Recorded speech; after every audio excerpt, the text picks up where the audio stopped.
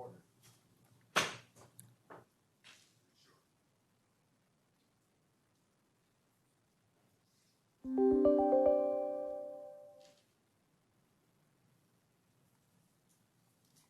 Should I do that again because my mic wasn't on? Yes, please. Okay, we're off to a great start. I would like to call the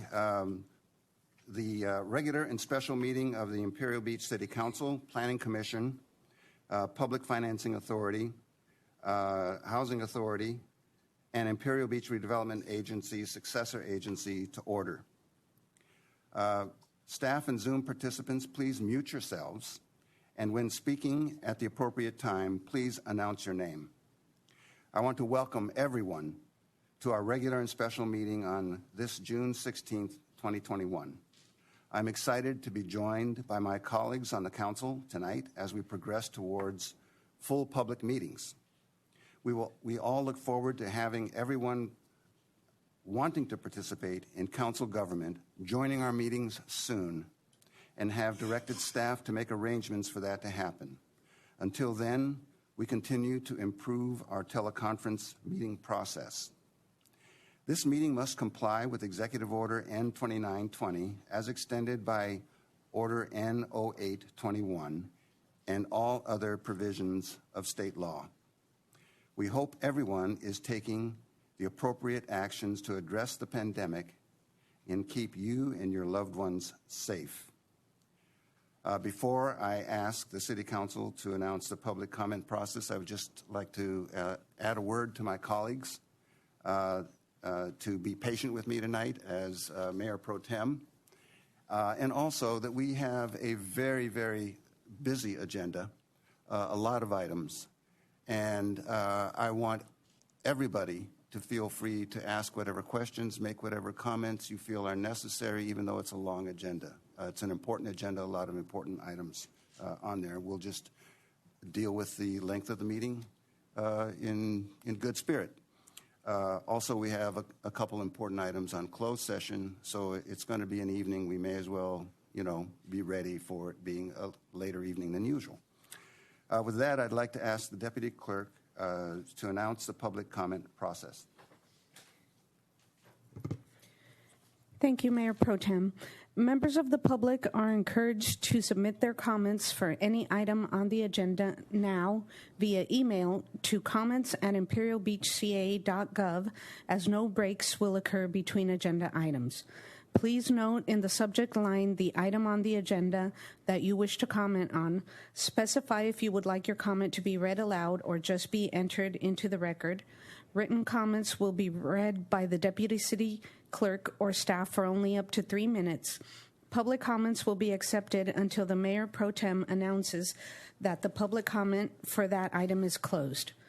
For providing oral comments during the meeting, join Zoom via desktop computer, cell phone app, or telephone. The meeting details are located on the first page of the agenda. Members of the public will not be shown on video. You will be able to speak when called upon. When it is the appropriate time, use the raised hand feature on the desktop phone app or press *9 on your telephone. Public comments will be limited to 3 minutes so that business can efficiently be completed at the meeting. Thank you very much. And Deputy City Clerk Carballo, will you please take the roll now? Yes, Mayor Pro Tem. Councilmember Aguirre? Aguirre here. Councilmember Leyva Gonzalez? Leyva Gonzalez here. Councilmember Fisher? Fisher here. Mayor Pro Tem Spriggs? Spriggs here. Mayor Dedina is absent. And now we go into reimbursement and disclosure reports on assignments and committees of City Council members. And I'd like to start with Councilmember Aguirre. I am sorry. Already, we are out of kilter, but we're going to be back on kilter in a second. I would like to ask Councilmember Leyva Gonzalez to lead us in the Pledge of Allegiance.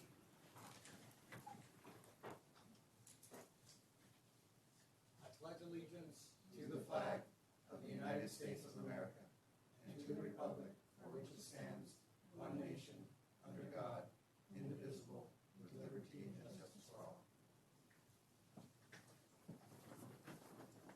Thank you for that.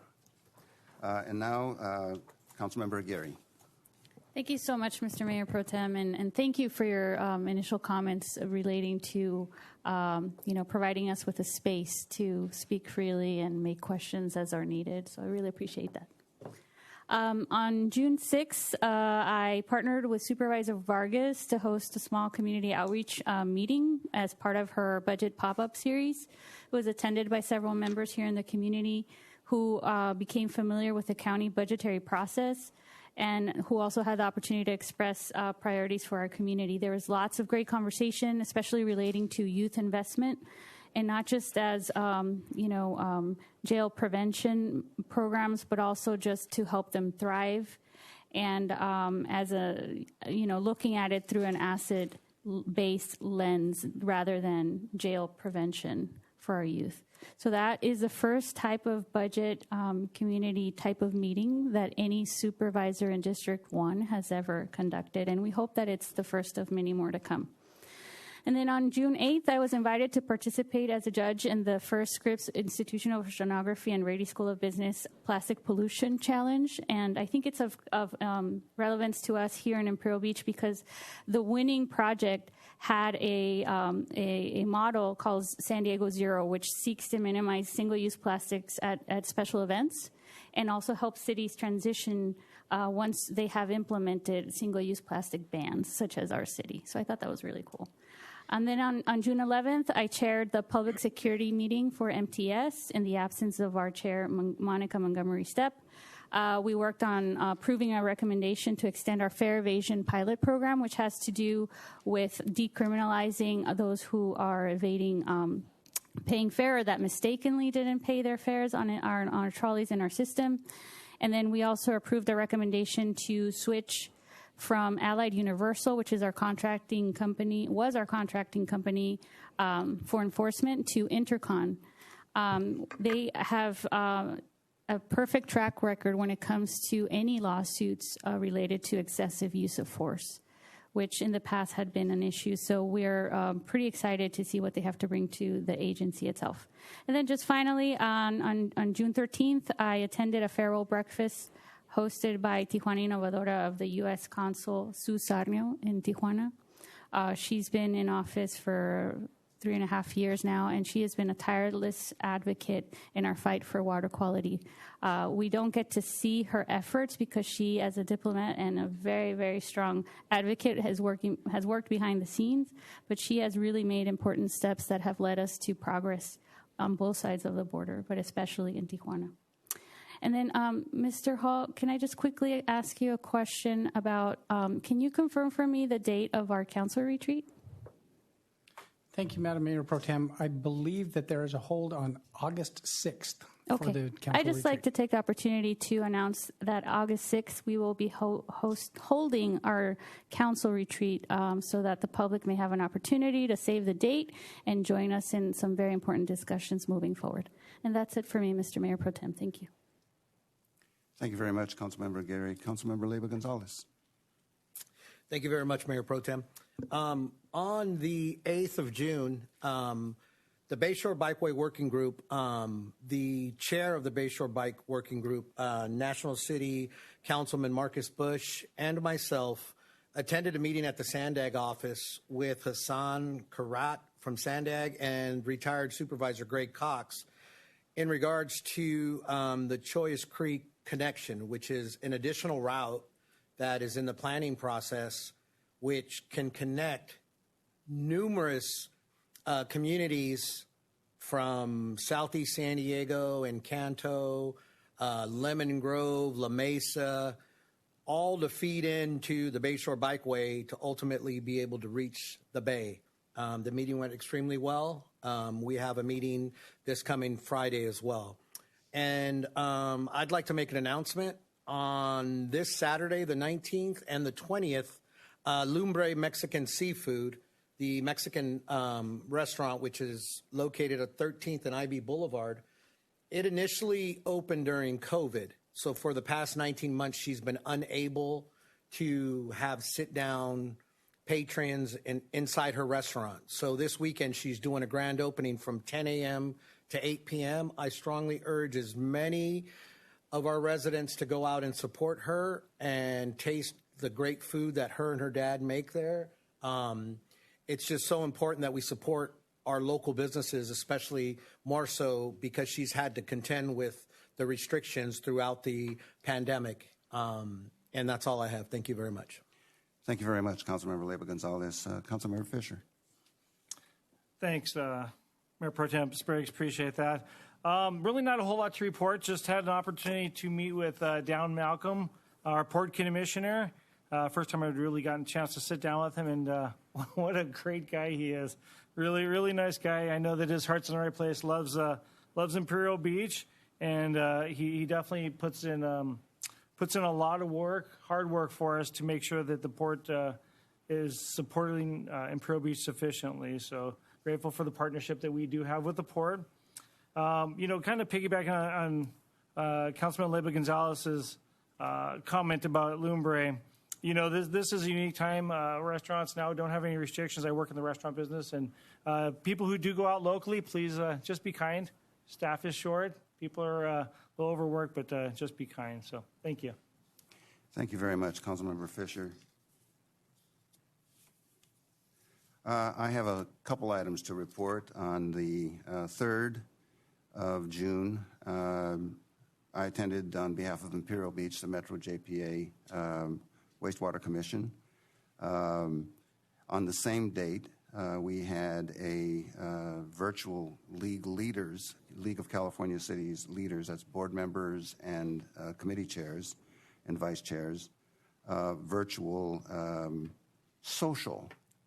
If you've ever tried a virtual social on Zoom, you know that it's quite lacking in the social aspect of it.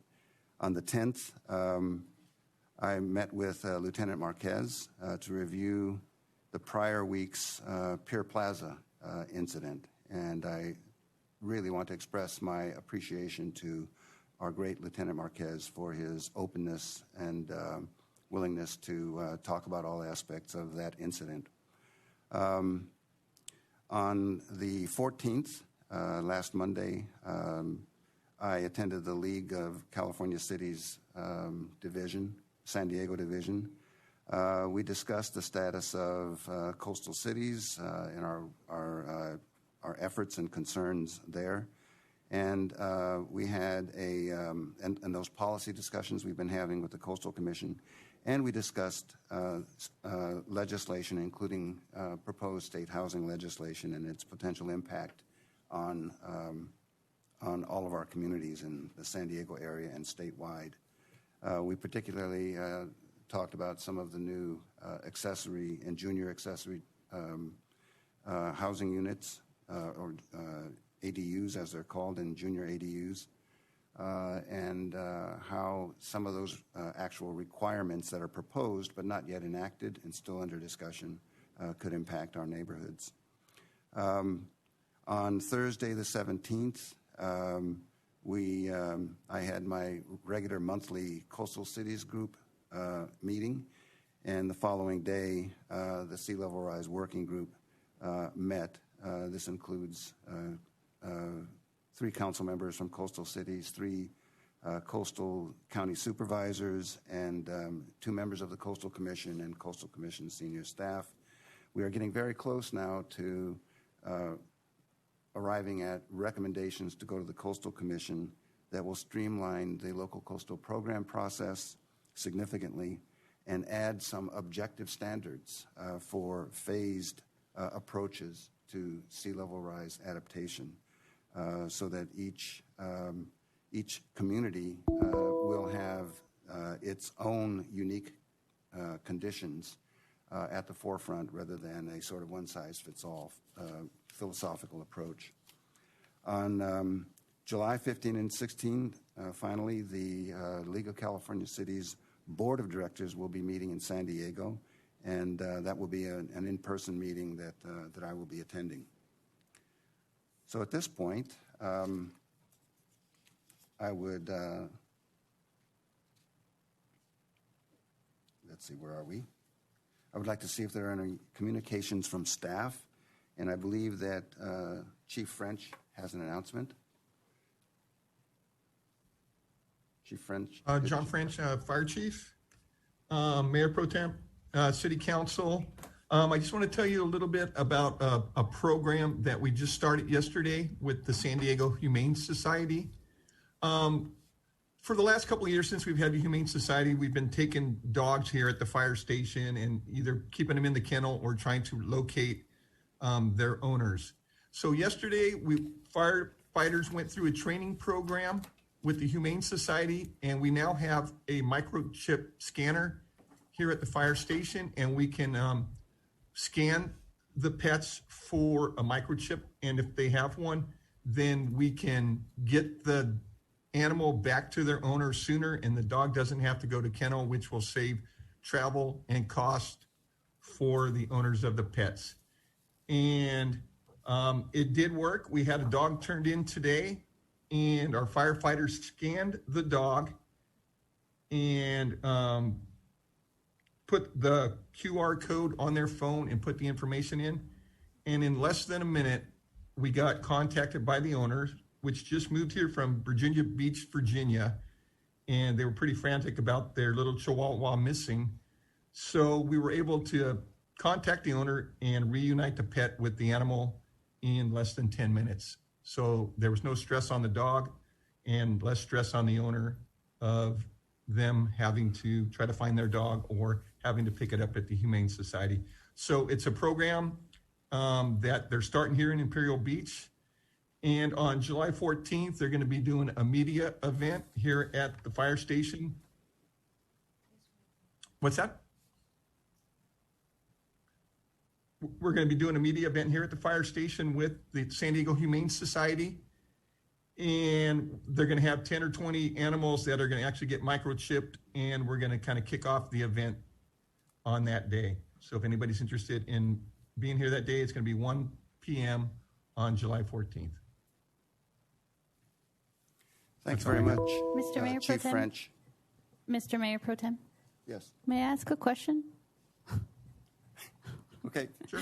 Chief We've French. got these panels up, so it's I hard know, to tell. it's There's so- echoes and everything. The weird echoes very strangely. Chief French, so for the event for microchipping dogs, would those be for dogs that don't have a chip, or is it just the new chip for the new system? Any chip, it will be for dogs dogs, cats, and turtles, rabbits, were some of the animals they listed, but it will be for ones that don't have chips right now. Got it. Okay. So, and the scanner can scan any company's chip, and we can get that information. So you can see where this one was done in Virginia. So, and it worked. That's great. That's great to hear. Thank you very much. Thank you. And now I believe City Attorney Lyon has an announcement, which I hope will include the fact that council members are not going to be microchipped anytime soon. No, that's on the next agenda. So Mayor Pro Tem, members of the council, I just wanted to update the council that last Friday, Governor Newsom extended his executive order related to the Brown Act and public meetings. And it essentially allows meetings to continue, these public meetings to continue electronically until at least September 30th of 2021. This is the same way we've been doing it since March 2020 when he first put his executive order in place to allow the meetings to be conducted electronically. And he's doing this to give public entities the time it needs to fully transition back to all public or full public meetings. So I just wanted to make you aware of that extension. Thank you very much, City Attorney Lyon. And I think Assistant City Manager Cortez has an announcement as well. Mayor Pro Tem, members of the City Council and staff, I do have a few announcements. In the order that I'm going to provide them, we do have a couple of requests for agenda changes. I'm going to wait for those at the end so it smooths transitions with the agenda. So Tyler, if you can advance the slide, please. We just wanted to give you a little bit of update and recent news that we just got today in regards to the COVID-19. Now that as of yesterday, there's a reopening. The testing at Sports Park will end on June 28th. The vaccination at Mar Vista High School will end on June 30th. However, there is an alternative location. This will be at Chula Vista South Region Live Well Center. The advantage here is that it is extending throughout the night hours to allow for those that are now returning back to work, to allow for those that want to still get vaccinated to extend through the weekend and night hours. So we'll make sure that we get with Courtney Stevens and put this on our website. That is my first announcement. My second announcement, which I'm very, very excited to do. Next slide, please. She would wanted to be here present since we may not have meetings next month. On Monday, Shannon Bullock will be starting work. She will be our new Parks and Recreation Director. She's joined us now via Zoom. And so I want to give her a few minutes to introduce herself and talk a little bit of her experience, well-versed experience, by the way, and it comes from the city of El Cajon, has worked at the city of Chula Vista and city of National City, among other agencies. So Shannon, go ahead and feel free to unmute yourself and introduce yourself. Good evening, Council. My name is Shannon Bullock, and I'm excited to have been selected as Imperial Beach's new Parks and Recreation Director. Just to give you a little background about me, I've been working in the field of Parks and Recreation, special events, and community service for over 20 years. In my most recent position as Parks and Recreation Manager, I oversaw parks, recreation facilities, mobile recreation programs, special events, and was the lead on the city's quality of life team for homeless outreach. I look forward with my new position to provide the residents of Imperial Beach with great parks and recreation programs for all ages and abilities. And I thank you I apologize I can't be in person, but I thank you for giving me this opportunity to speak today. Thank you very much. It's great to meet you. We really look forward to seeing you in person at our first meeting in August.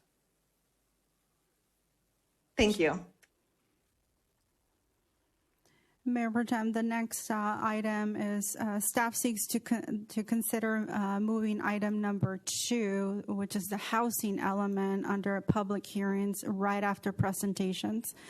We do have a scheduled conflict with the consultant. We'll be at another presenting at another agency, and then also we need to remove consent item number 11 from the regular agenda, which is going to be replaced by item number 1 on the special meeting agenda. Thank you very much, Assistant City Manager. I'd like to entertain a motion to change the order of the agenda and hear public hearing item number 2 concerning the housing element immediately after the presentations, and to remove consent item number 11 from the regular agenda. Aguirre, so moved. Fisher, second. Deputy City Clerk Caballo, would you please take a roll call vote? Yes, Mayor Pro Tem. There has been a motion by Aguirre, second by Fisher, to hear public hearing item number 2 immediately after the presentations and remove agenda item number 11 from the regular agenda. Councilmember Aguirre, how do you vote? Aguirre, aye. Councilmember Leyva Gonzalez, how do you vote? Leyva Gonzalez, aye. Councilmember Fisher, how do you vote? Fisher, aye. Mayor Pro Tem Spriggs, how do you vote? Spriggs, aye. Motion carried unanimously by those present. Thank you very much. Now I would like to ask you, Deputy City Clerk, if we have any public comments at this point. Yes, Mayor Pro Tem. I will begin with the members of the public participating through Zoom. Members of the public, if you would like to speak on the public items section, the public comment section, use the raised hand option on the desktop, phone, app, or press star 9 on your telephone. You will be called upon in the order received. I do see a raised hand from Kevin Rasmussen.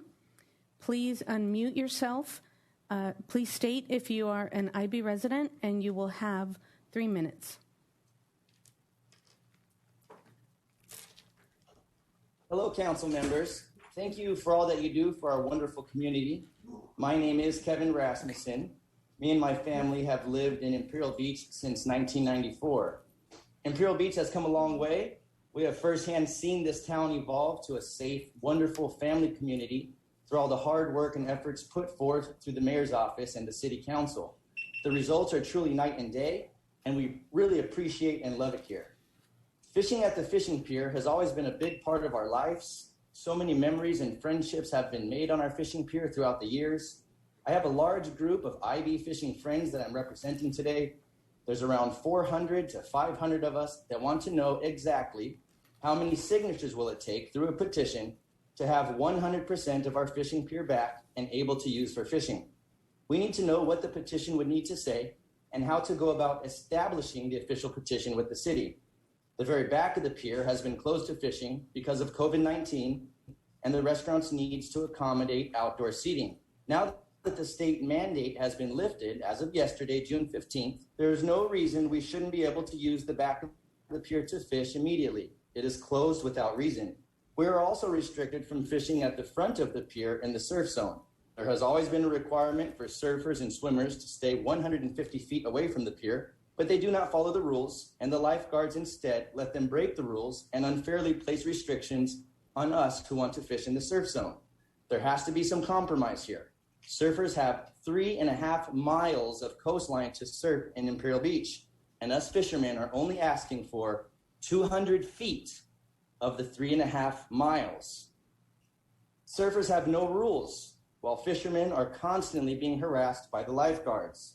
I have spoken to the chief lifeguard, Mr. Adam Chase, and he suggested designating one side of the pier in the surf for fishing and letting the other side be used for surfers. While that would be some forward progress for us fishermen, why not just enforce the 150-foot pier clearance requirement like every other pier does in this state? There has to be some compromise here. Fishing is a way of life, and many of us feed our families by fishing.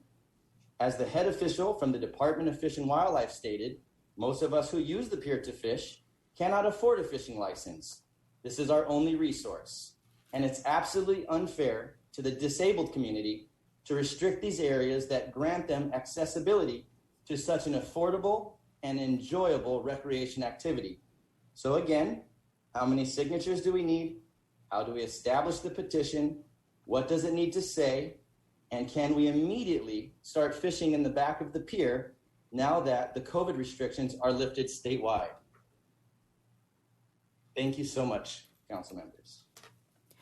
Thank you, Mr. Rasmussen. We have a raised hand by Danielle Richardson. Please unmute yourself, state whether you are an IB resident, and you will have 3 minutes.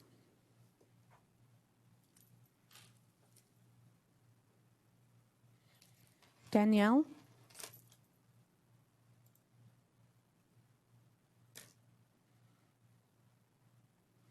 Okay, we'll come back to Danielle. We also have a raised hand by Cel Espinoza. Please unmute yourself, state whether you are an IB resident, and you will have 3 minutes.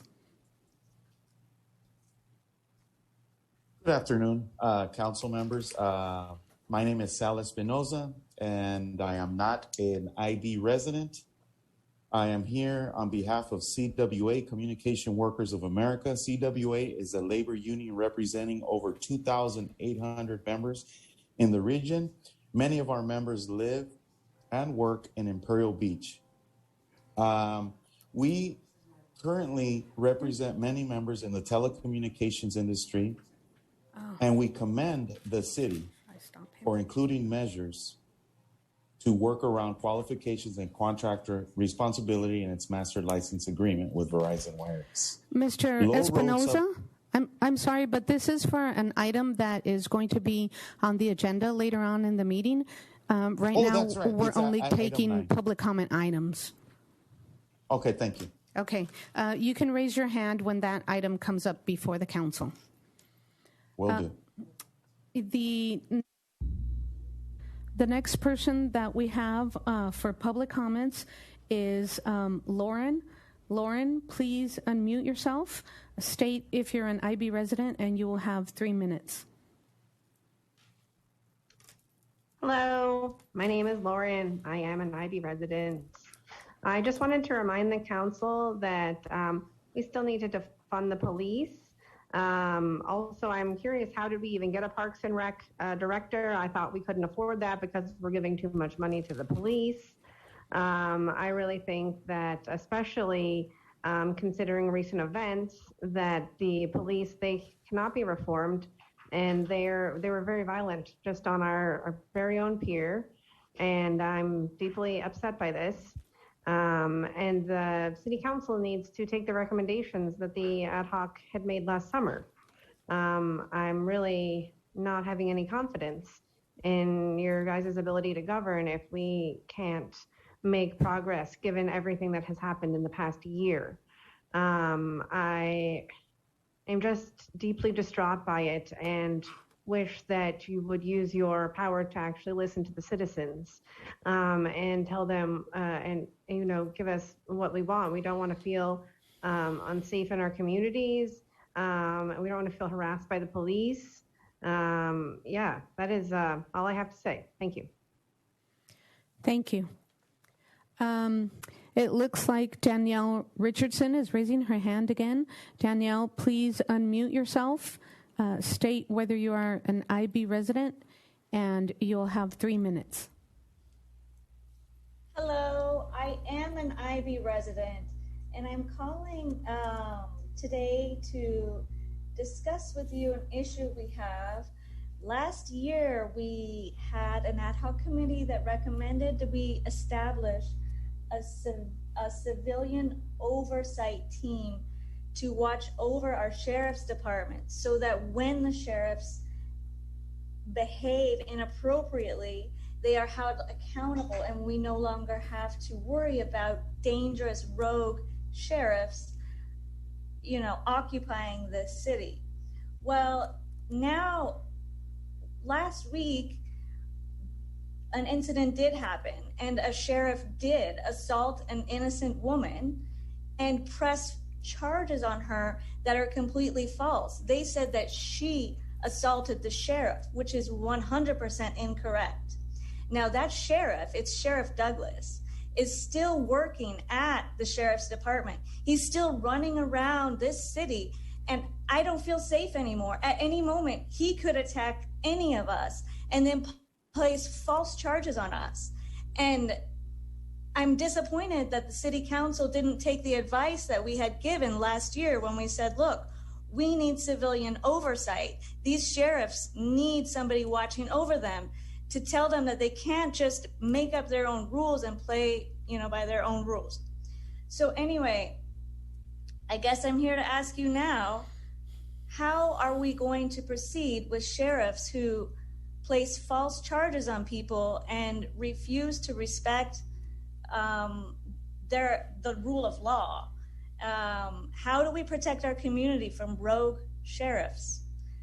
We gave you a pathway last year, and for some reason you didn't enact it. So please find another pathway. I want to feel safe in this community, but rogue sheriffs that are not held accountable for inappropriate violent actions do not make me feel safe. So that's my main issue. Also, I do support the fishermen. The pier belongs to the people, not to corporate businesses. Thank you. Thank you. We have a raised hand by Mr. Eric Syverson. Please unmute yourself, state your city of residence, and you'll have 3 minutes. My name is Eric Syverson. I could choose 3 different addresses in 3 different districts of Imperial Beach if you'd like. I don't understand why we have to state whether we are a resident. However, I am currently a resident of unincorporated San Diego County. Next meeting, I'll be a resident just for fun. I would like to thank Mayor Serge Dedini, even though he is not here, for reinforcing the need for law enforcement in this town, for reinforcing the need for law and order at a beach that is lawless nearly. I would like to thank him. In terms of the people who continue to bring up this ad hoc committee, let's hear about it. Bring it to agenda. Let's have a real discussion, because when I drive through town, the thin blue line flags stand right next to the Black Lives Matter flags in this town. And the American flags outnumber every other flag there is. I would also like to remind the council, Mr. Fisher and Mr. Leyva Gonzalez, you're excused from this, but in June of 2019, this council deemed me a personal threat to their well-being, and I was visited by 2 detectives at my house. I did what community members do. I stood up, I discussed the issues with the detectives, who were fair, pragmatic, common sense, and reason-minded. I was highly emotional. They calmed me down and reassured me that though I am on their radar, they did not feel I was a threat. And they reassured me that indeed, I can come and speak before the body that sent the very law enforcement agencies to question me. Any other country, and I'm silent. So I stand before you, Mr. Douglas. Thank you, Officer Douglas. Thank you, Officer Black.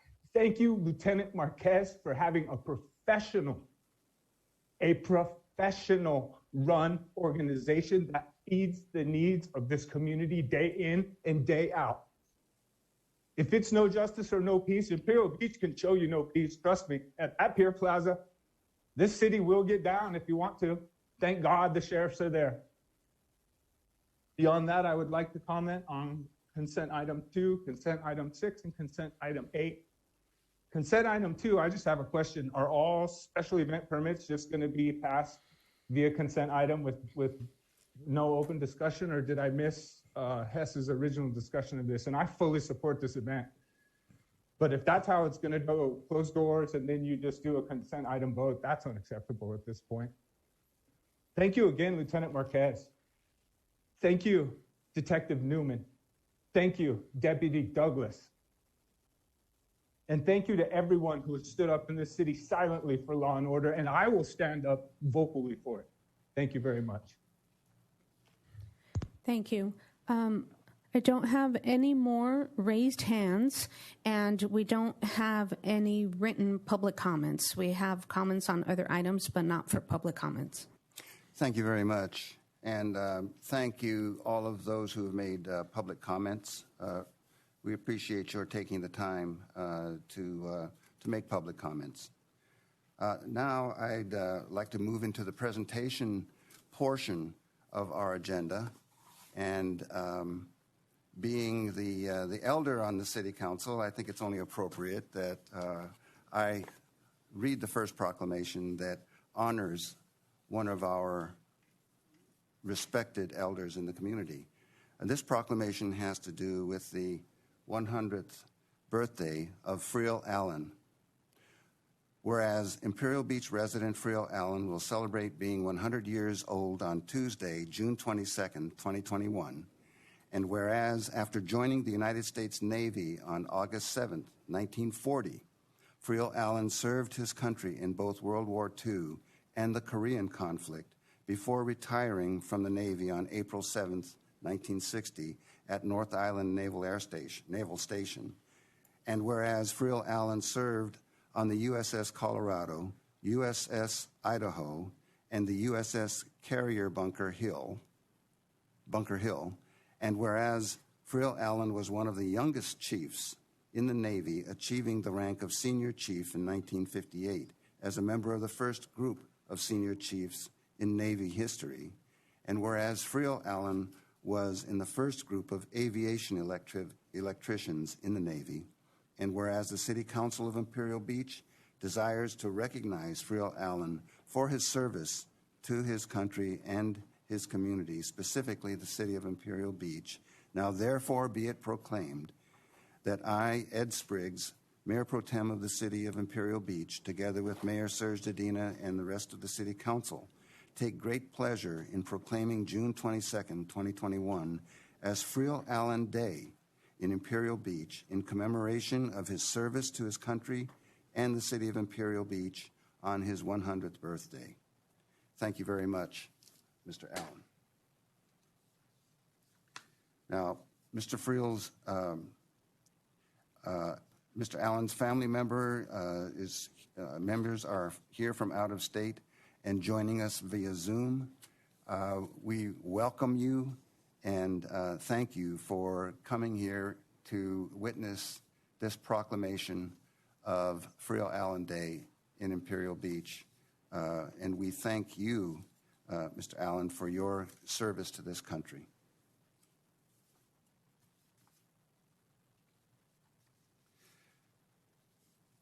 Now I'd like the Deputy City Clerk to announce any public comments received, if any. Mr. Mayor Pro Tem, we don't have any raised hands on this item, and there are no written communications for public comment on this item. Okay, the public comment period on this item is closed.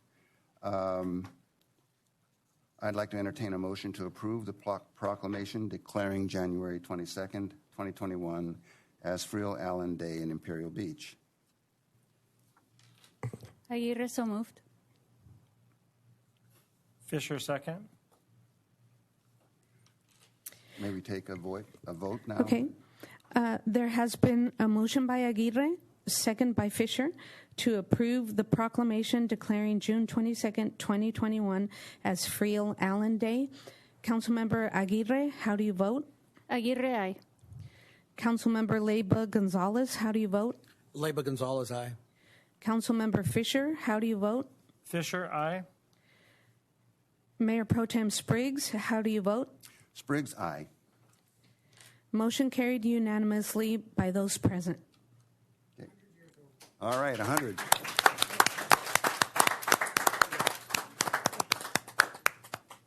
I'm trying to catch up with him, but I'm too far behind. God bless you, sir. Now, we want to have consideration of a proclamation for National Parks and Recreation Month 2021, and I'd like Councilmember Aguirre to read this proclamation, if she would. It would be my pleasure, Mr. Mayor Pro Tem. National Parks and Recreation Month 2021. Whereas parks and recreation programs are an integral part of communities throughout this country, including the city of Imperial Beach, and whereas our parks and recreation are vitally important to establishing and maintaining the quality of life in our communities, ensuring the health of all citizens, and contributing to the economic and environmental well-being of a community and region, and whereas parks and recreation programs build healthy, active communities that aid in the prevention of chronic disease, provide therapeutic recreation services for those who are mentally or physically disabled, improve the mental and emotional health of all citizens, and provide positive alternatives for children and youth, and promote lifelong learning. And whereas parks and recreation areas are fundamental to the environmental well-being of our community and ensures the ecological beauty of our community and provide a place for children and adults to connect with nature and recreate outdoors. And whereas residents value their parks and natural recreation areas, with 98% of California households visiting a local park at least once a year. And whereas the U.S. House of Representatives has designated July as Parks and Recreation Month. And whereas the City of Imperial Beach City Council urges all its residents to recognize that parks and recreation enriches the lives of its residents and visitors, as well as adding value to the community's homes and neighborhoods. Now, therefore, be it resolved that I, Paloma Aguirre, as council member, in conjunction with Mayor Serge Dedina and the City of Imperial Beach Council, do hereby designate the month of July as Parks and Recreation Month. I urge all our people to join all month long. We'll be highlighting the selfless, passionate, and essential work of park and recreation professionals who are providing services that are vital to a healthy city of Imperial Beach. Thank you very much. Thank you very much. Now, Deputy City Clerk Carballo will announce any public comments. If anybody would like to to comment on the proclamation for National Public Parks, please raise your hand and we will call on you. You will have 3 minutes. It doesn't look like there is a raised hand for that. And there are no email public comments for the proclamation on Parks and Rec. We did miss public comment previously, though, so if we can come back to that after we take a vote on this from one of the residents. Thank you. Very good. Thank you for that. I'd like to entertain a motion to approve the proclamation for National Parks and Recreation Month 2021. Fisher, so moved. Leyba Gonzalez, second. Deputy City Clerk, can we now take an oral vote? Yes, there has been a motion by Fisher, a second by Leyba Gonzalez, to approve the proclamation for National Parks and Recreation Month 2021. Councilmember Aguirre, how do you vote? Aguirre, aye. Councilmember Leyba Gonzalez, how do you vote? Leyba Gonzalez, aye. Councilmember Fisher, how do you vote? Fisher, aye. Mayor Pro Tem Spriggs, how do you vote? Spriggs, aye. Motion carried unanimously by those present. You know, Mayor Pro Tem, may I just make a quick comment? You know, this comes at such a great time. You know, we just introduced our Parks and Recreation Director, and you know, last month we had the opportunity to take the guided bike tour mural trail through Imperial Beach. And I think this just is awesome for us to really look at Parks and Recs as a way for people to go out and do things that are good in our community, and that we actually have some great things. I talked to a friend of mine recently, said he spends a lot of his time going through LA, and he was down in San Diego doing urban hiking. And I thought, how cool is that? Like something that we could do here in Imperial Beach, maybe get some type of trails that we go through. We have really unique terrain and territory, go through the whole estuary. So just a thought I had, but I'm so grateful that we're doing this today. Yep, thank you. I'm sure we all share that opinion. Okay, now we have one final proclamation.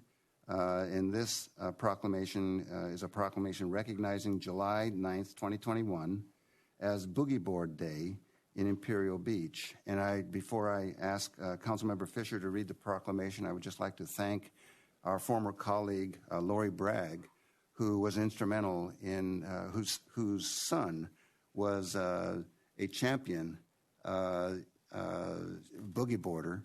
But she also provided a lot of the names of people who've contributed to this sport in Imperial Beach, so we thank her for that. Go ahead, Councilmember Fisher. Thanks. I'm actually so excited to be doing this.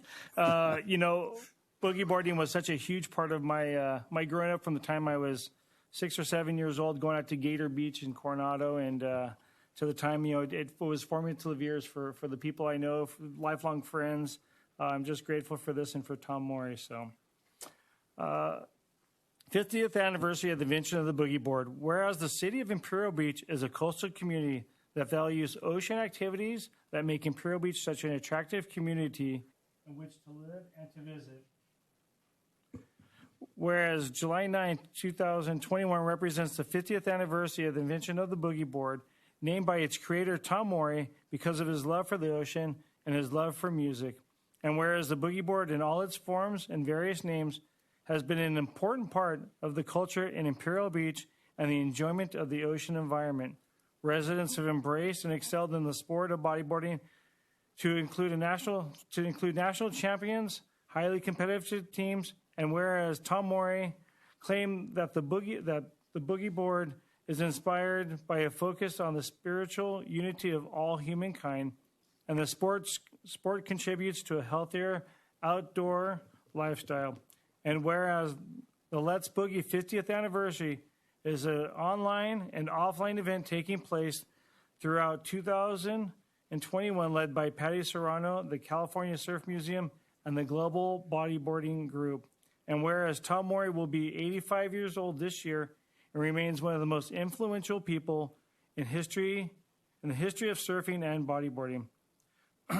Now let it therefore be proclaimed that I, Jack Fisher, council member, along with Mayor Serge Zadina and the rest of the members of the Imperial Beach City Council, take a great pleasure in proclaiming July 9th, 2021 as Boogie Board Day in Imperial Beach in commemoration of the 50th anniversary of the Boogie Board.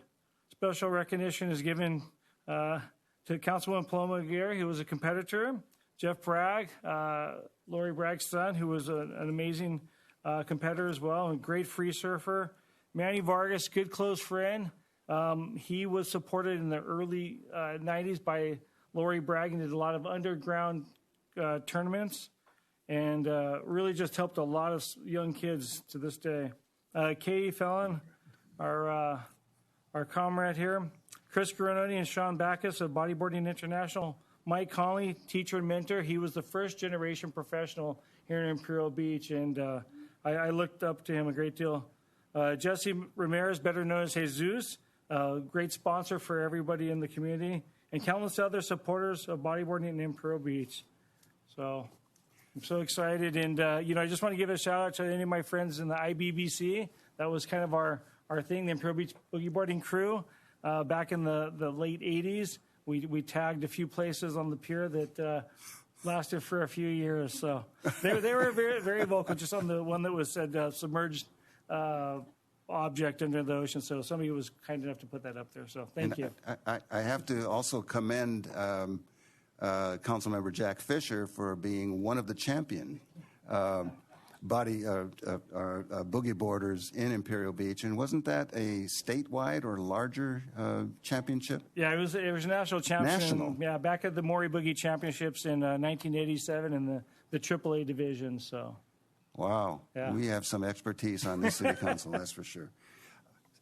Deputy City Clerk, do we have any public comments? If there are any members of the public joining us by Zoom who would like to give a public comment on this item for the proclamation for the boogie boards, please raise your hand. Use the *9 feature. I have a raised hand by Eric Syverson. Please unmute yourself, and you will have 3 minutes. Thank you. My name is Eric Syverson. I'm an adult boogie boarder. I was a jock athlete when Jackie was riding all those waves back in the day. And this is really actually pretty cool, just like Jackie said.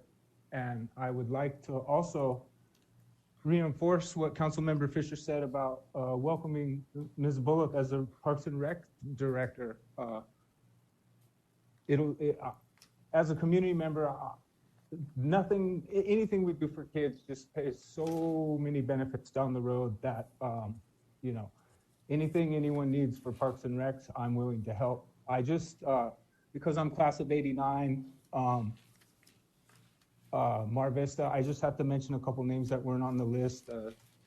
I'll mention Manny Machado because I just saw him driving down the street the other day, and Danny Piccola, Corona Brothers, and the list is on and on. I'm looking at this surfing history. There's I think there's 60 names in the Goose's book about bodyboarding alone. And it hasn't always been an easy task riding the boogie. Even as late as 2017, it wasn't an easy task riding the boogie board at Imperial Beach.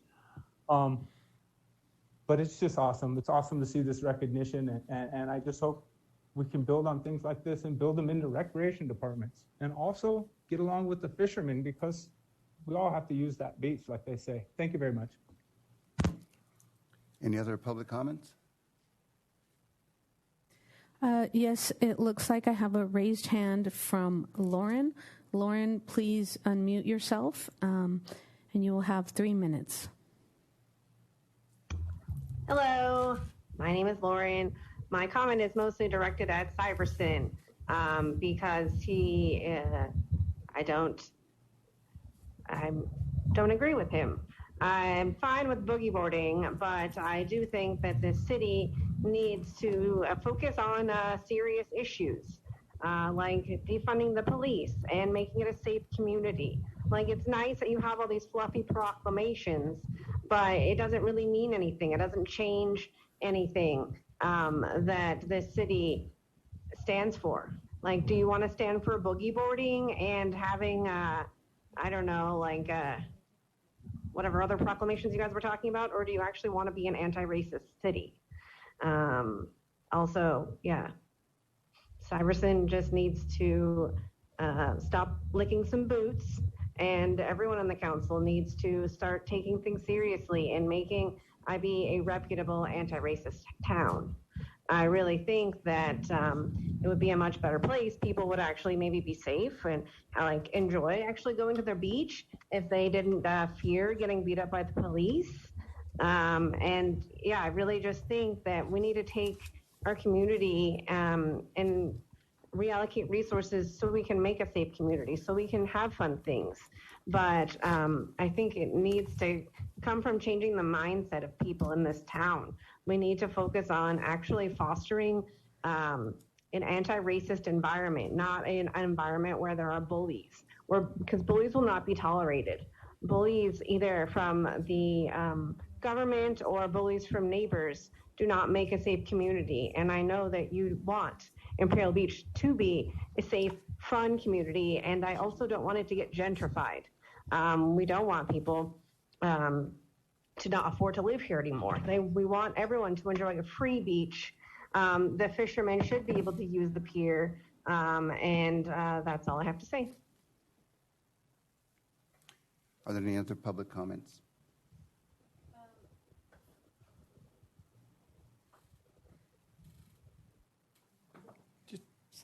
What's that? So, Mayor Pro Tem, this is Manager Hall. I just want to make one comment. We do have a policy that while we listen to all public comments and members of the public are welcome to criticize both staff and elected officials, we don't allow the members of the public to criticize each other. We don't get into that kind of comments. We just want to make sure that people understand in the future we'll probably cut those comments off. We don't allow members of the public to attack each other. They can attack us. They can say whatever they want to elected officials and staff, but they shouldn't say it to other members of the public. Thank you very much, Mr. City Manager. And this is one of my first times doing this. Now I will know better because I agree it's improper to have social media type attacking going on in a public forum, city council meeting like this. And we certainly stand ready to receive all the criticism and comments directed at city policies, council members, et cetera, but not at each other in terms of members of the public. So we will be on the lookout for that going forward. Okay, I assume there's no more public comments? Okay, not for that item. So I would like to entertain a motion to approve the proclamation recognizing July 4th, 2021 as Boogie Board Day in Imperial Beach. Fisher, so moved. Aguirre, second. There has been a motion by Fisher, second by Aguirre, to approve the proclamation recognizing July 9th, 2021 as Boogie Board Day in Imperial Beach. Councilmember Aguirre, how do you vote? Aguirre, aye. Councilmember Leyva Gonzalez, how do you vote? Leyva Gonzalez, aye. Councilmember Fisher, how do you vote? Fisher, aye. Mayor Pro Tem Spriggs, how do you vote? Spriggs, aye. Motion carried unanimously by those present. Thank you very much. And one final matter before we go on to our public hearing agenda, and that is the fact that I think a general public comment came in a little bit late, and we want to be sure we catch everybody's public comments. Okay, yes, there was one public comment that we missed earlier. Nick, you have your hand raised. If you can unmute yourself, state your city of residence, and you will have 3 minutes. Can you hear me? Yes. My name is Nick Klein, and I live in Imperial Beach for many years now. And I want to thank the City Council for hearing me today, and I apologize for being late. I may have been clicking things incorrectly. I'm not very good on electronics. I want to thank each and every member of the City Council and all the staff for helping me through all this electronic stuff.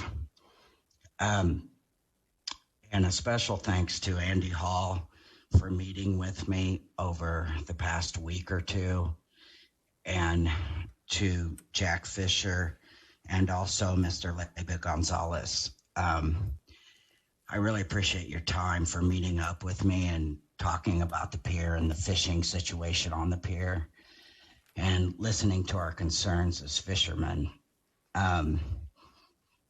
And Andy Hall, I appreciate you reaching out to Dan Malcolm and expressing our concerns about the back of the pier now that COVID is over and the restaurant no longer needs to consume the back of the pier with the tables. And I appreciate you listening to the ideas and being open and receptive to opening up the fishing in the back as a possibility, with the restaurant moving to the south side with the tables in the very near future. I hope that's a possibility. You had said if 3 council members were in favor of that could open up. And I'm hoping that can happen right away, as opposed to waiting until August, because the concern is,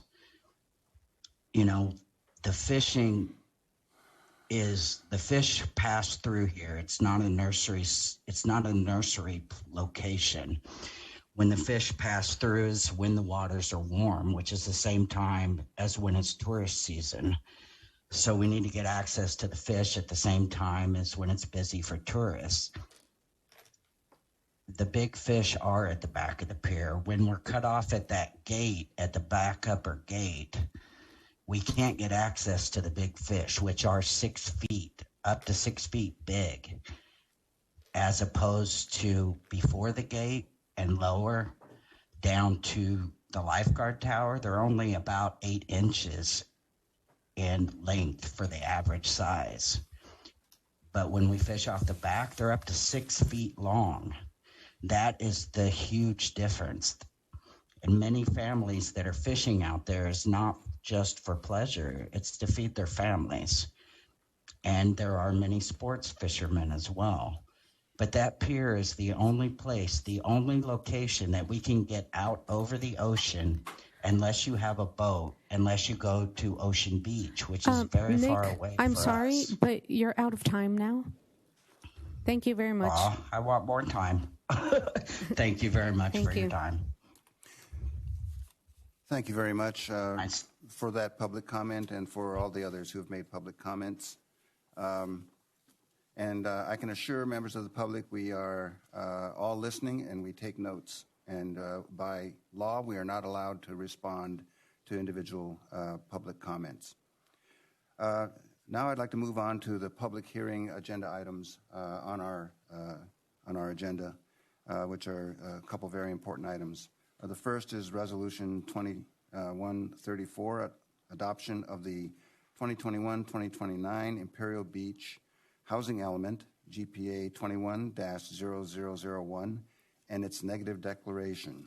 Mayor Pro Tem, before you open that, can I just make a follow-up comment to one that you made just a few minutes ago? Because I know we have a few people that are joining us for the first time tonight.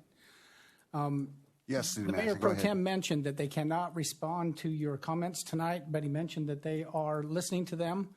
They can respond to them, but only when that item is on the agenda. So they can't respond tonight, but they are listening, and they will take future action. So I just wanted to clarify, we have a few people, this is the first time they've been listening, so I want to clarify that. Yes, and on the items, specific agenda items, when there's public comments, we can have a discussion, and we often do. That's why we take public comment before we have a city council discussion and vote. Thank you very much, Mr. City Manager, for that. So with that, I'd like to open the public hearing, declare the public hearing open, and I'd like to ask Community Development Director Tyler Foltz to give the report and introduce our consultant. Thank you, Mayor Pro Tem Spriggs and members of the council. I'm going to introduce Veronica Tam of Veronica Tam and Associates. She's been helping us with our housing element over nearly a year now, where we've come to the point where we're seeking adoption. So we're going to pass it off to Veronica Tam. Great. Thank you for the opportunity, and happy to say that this housing element is definitely coming to a conclusion. Can we go to the next slide? Just a recap, the housing element is part of the general plan. It's one of the 7 mandated elements, is subject to very detailed statutory requirements rather than kind of general guidelines, and has to be updated every 8 years. What we also have to do is submit the housing element for the State Department of Housing and Community Development, HCD, for review of compliance with state law. And the housing element must be adopted within 120 days of the statutory deadline, April 15. So that puts it in August 13 this year. That would be the absolute drop dead day for adoption. Next slide. The housing element has some key components. Certainly, we have to look at the needs of your community, what types of housing needs you have in terms of for your current residents and also for your future residents.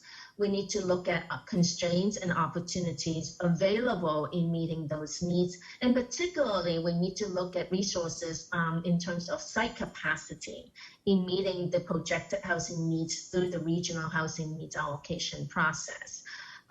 We need to evaluate your past accomplishments over the last 8 years and then come up with programs and policies for the upcoming 8 years. Next slide. So in doing this update, we have taken a relatively long process. We had the first special workshop to solicit public input back in August 26, 2020. And after that, we've been working very hard to get the housing element to the point where we can submit it to the state. So on January 20th, we had a public hearing before the City Council to review the draft housing element. And we submitted that immediately after the meeting. And HCD took about 2 months to review the housing element. And we were able to address the majority of the comments that they had during that 60-day review.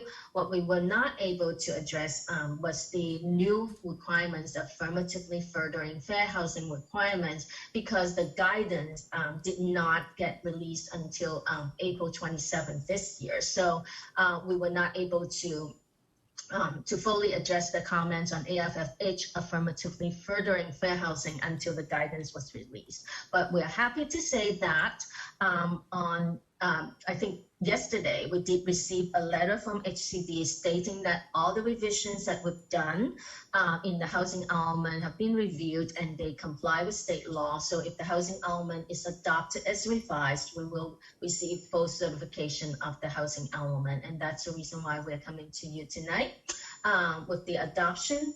After the adoption, the housing element still has to be sent back to HCD for review, for a 90-day review to make sure that what the city ultimately adopted reflects the revisions that they have seen. So in the staff report in the packet, you've seen that the housing element has track changes and also color-coded in certain parts of the housing element. That reflects the changes that we had to make in order to meet HCD standard or respond to the comments, and the color coding just represent like iterations of changes. So we want to make sure that the public understands what's been changed since the January 20th document they have seen. Next slide. So the main comments on the housing elements are actually very limited. They said that HCD actually said that it was very well done. But the one thing that they want the city to do more about is housing rehabilitation assistance, knowing that you have limited funding. So maybe working with the county more to promote the program, and certainly maybe try to pursue additional funding because your housing stock is generally older. And we understand that the city hired a housing specialist, a housing program specialist, so that would be some additional responsibility for that person to pursue in the upcoming years. We did use accessory dwelling units to fulfill part of your regional housing needs allocation. So one of the comments is to add a monitor program in the housing element to make sure you monitor your trend of ADUs in 2025 to make sure that it's consistent with the assumptions that we have made in the housing element. But nonetheless, we didn't actually rely on that for your regional housing needs allocation, even though we reflected it because there is a trend in the community. So certainly we don't anticipate not meeting the trend, but even if we do not, it's not going to affect your ability to meet your regional housing needs allocation. The other two comments relates to development standards. One relating to parking for smaller housing units. They would love to see a parking standard that may be scaling based on the size of the unit. And group homes, your provisions for group homes for 7+ persons. The way the commitment in the housing element is that you will review your zoning code and see if it's appropriate to make any revisions. Exactly how you decide at that point and what revisions that you want to make on or whether you think it's appropriate to make is entirely up to the city. The most substantive comments is the new requirement of, I shouldn't say comments, it's the revisions, is the new requirements to do this affirmatively furthering fair housing. We added a whole appendix to it. It's about like 50 or 60 pages of maps and data showing the distribution of your population, your demographic characteristics, and how it relates to the residential site inventory for the regional housing needs allocation. And the requirements is that you undertake meaningful actions to further fair housing in your community, and that we added, we substantially expanded program number 15 in the housing element, and that's where you will see most of the color coding revisions. A lot of it really relates to things that the city is already doing, but how do you focus your attention or in certain parts of the city to make sure that you promote and educate your community about fair housing issues, about access to resources, access to programs. So that is program 15. With that, really, all those revisions we've made, like I mentioned before, that's the we got an approval letter. I think you're probably one, if not the only one yet in San Diego County to actually get a fully approved housing element. I think if you're not the only one so far, you would be one of the first few. Next slide. So here are some of the programs that we included in the housing element, and certainly that we didn't do substantial changes to the programs that since you have seen in January. These are a lot of them are existing programs that we modified to update it based on new state laws. So if there are any questions on any specific ones, I'd be happy to answer that. Next slide. So program 15 is the one that is expanded to respond to the affirmatively furthering fair housing requirement. And program 14 is the one that we added in order to respond to HCD comments relating to parking for small units and group homes for 7 and more. But like I mentioned before, the commitment is to review it and revise as appropriate. So how you do it is entirely up to the city at that time. Next slide. So there are certainly action items following the adoption of the housing element as you implement your housing programs. The housing element has programs in it that we mentioned earlier, and there are action items certainly related to those programs. Your zoning code has to be updated in order to be consistent with state law, particularly when it comes to density bonus and some special needs housing provisions that needs code amendment, and by right approval for projects that include 20% affordable housing in certain parcels in the city that were used in the last housing element and being used again for Urena. We need to review the zoning code and revise if appropriate, like I mentioned before about parking and group homes. We also need to develop a lot consolidation policy, because the majority of the sites we have for future development are really small parcels and rely on lot consolidation to come up with some projects of a reasonable size that would be able to facilitate affordable housing. We also need to develop monitoring procedures for no net loss, meaning that as the city is developed, as their site inventories properties on the site inventory are developed, we need to monitor whether the city has remaining capacity to meet its remaining regional housing needs allocation. We also need to monitor the ADU trend, and then certainly ongoing outreach, particularly relating to promoting services and resources to some communities, some neighborhoods and residents who are probably may not have may not be accessing those services before due to maybe language barrier. And so those are the key action items for the housing element implementation in the upcoming years. Next slide. Actually, with that, I conclude the presentation.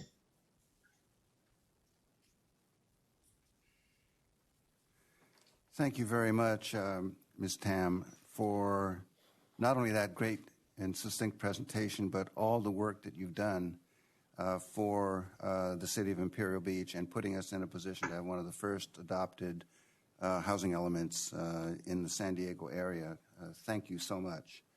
Now I'd like to ask if there are any, if Mr. Foltz doesn't have any additional comments to make at this point, if there are any public comments.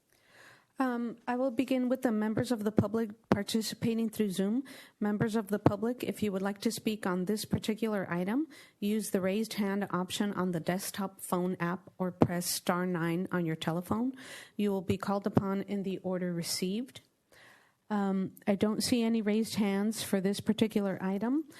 We do have some public comments that came in by email. However, I will be reading those public comments up to 3 minutes. Okay. The first public comment is from Mitch McKay, resident of Imperial Beach, and he says, "Good evening, Mayor and City Council members. I am requesting the following preface be added to the city's LCP housing element just prior to Appendix D." And then he has in quotations, "Please note, while the state-supplied analysis, strategies, data, and programs as shared in this Appendix D of the city's housing element may be appropriate for the unique circumstances in any one of the state's respective communities, each jurisdiction must consider the unique circumstances of its own communities and develop appropriate strategies to address its own unique local needs. Such is also the case for Imperial Beach." The next public comment is from Mr. Hill. It says, "Please read aloud. Thanks. Good evening, council members. My name is Josh Hill, and I'm a resident of Imperial Beach. I wanted to add a comment because I've seen how housing policies can dramatically affect a community. I used to live in Ocean Beach. It was very dense. There are narrow roads with dangerous corners and hardly any open parking. I actually had to bring a skateboard in my car so I could park wherever I could find an open spot and skate home after work over half a mile. I lived in a squeezed-together 4-unit place with 5 guys, and like many in and around the San Diego area, we had 5 cars per single housing unit, 20 cars total. That density was not beneficial to our community. I don't want IB to become OB. I think we have our own brand of open air, wide open streets, open family neighborhoods that we all value. As an educator at the only high school in Imperial Beach, I see the difference in neighborhood kids who are invested in the community. I've talked to kids who have told me about the helplessness they feel renting. I would love to see a mortgage assistance program to help our lower socioeconomic families own their own houses and not be subject to landlords' whims. SDSU recently released a study of Mar Vista High students. A portion of that study was that when asked what their ideal living situation was, each and every student drew a picture of a single-family home with a yard. If we are planning for the future of IB, that is what our youth value. IB is choreographically compacted and built out. And after the weighted vote, we have a 541% increase in housing allocation. But IB has a lack of vacant lots out east to develop that Chula Vista and San Diego have. The bottom line is I'm hoping that the plans being made are reflective of our community values and keeps our community character. The next public comment is from Paul Lasso. It says, I'm a resident of Imperial Beach. I noticed on the report of the housing element that 60% of the housing units to be built are designated for people who earn at least 120% of the countywide average median income. But about 60% of IB residents make less than 80% of the countywide AMI. In other words, the majority of the new housing units will be unaffordable for local residents. This is especially troubling because the largest age demographic here is people under 18. This means that most of the young people who won't be able to find housing with their price range. This is clearly a plan for gentrification and will push out the next generation of IB residents. To make matters worse, we know that class and race are highly correlated. A plan like this will undoubtedly push out people of color and represents another facet of systemic racism. I call on the city of IB to adopt a housing plan that matches the housing needs of the people who live here, not gentrifiers.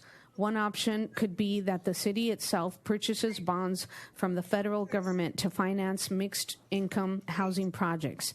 Bear in mind that interest rates on bonds/treasuries are currently set below inflation, which works in the borrower's favor, and owning real estate is one of the most secure investment one could make.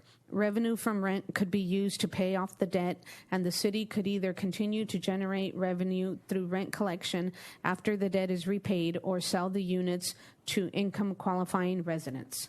Thanks. That's all I have for public comments on this item. Thank you very much.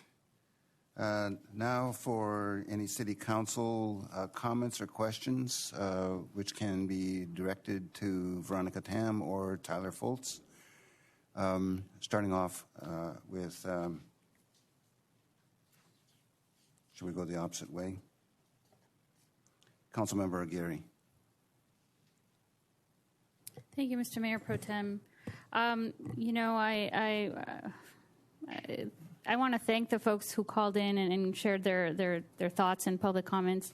I have to say, I've said it before, and I will say it again, it is extremely concerning that we have such a high allocation that is, destined to be for folks who are above average or of moderate income.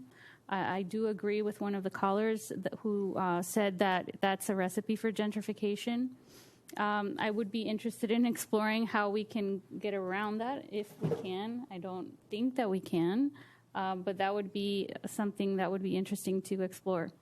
I also want to point out that I am very pleased to see that the housing Program 15, we've brought on board a housing specialist that will help our residents guide all of the different housing programs that are available, and that he will, help conduct, meaningful community engagement. I had the opportunity to meet with him and Director Foltz some time ago, and we discussed that. So I'm very pleased to see that. I am also very interested in, expanding and building our Program 13, I believe it was, for homelessness. Yeah. And I also have to say, we're in a really, really challenging situation in general. We are absolutely built out, and, it's in our mission statement that we have to preserve our small town, family-friendly feel, right? But at the end of the day, our population continues to grow. And I think you mentioned it, Council Member Fisher, at our last City Council meeting. There's so much space that is available for us to grow because we are depriving the next generation of Ibetians from being able to own a home in the very town that they grew up. So I think that no doubt these are, very concerning challenges that we're being faced with, and that we're going to have to think outside the box, whatever that looks like. City Manager Hall and I have been discussing the possibility of looking at community land trusts, such as they've done in the city of Oakland, where a philanthropic type of entity comes in and supplies seed funding so that we could develop housing for low income and homeless people. So just something to think about. It's going to be very challenging, but we need to start thinking outside of the box on a lot of these concepts that we're looking at.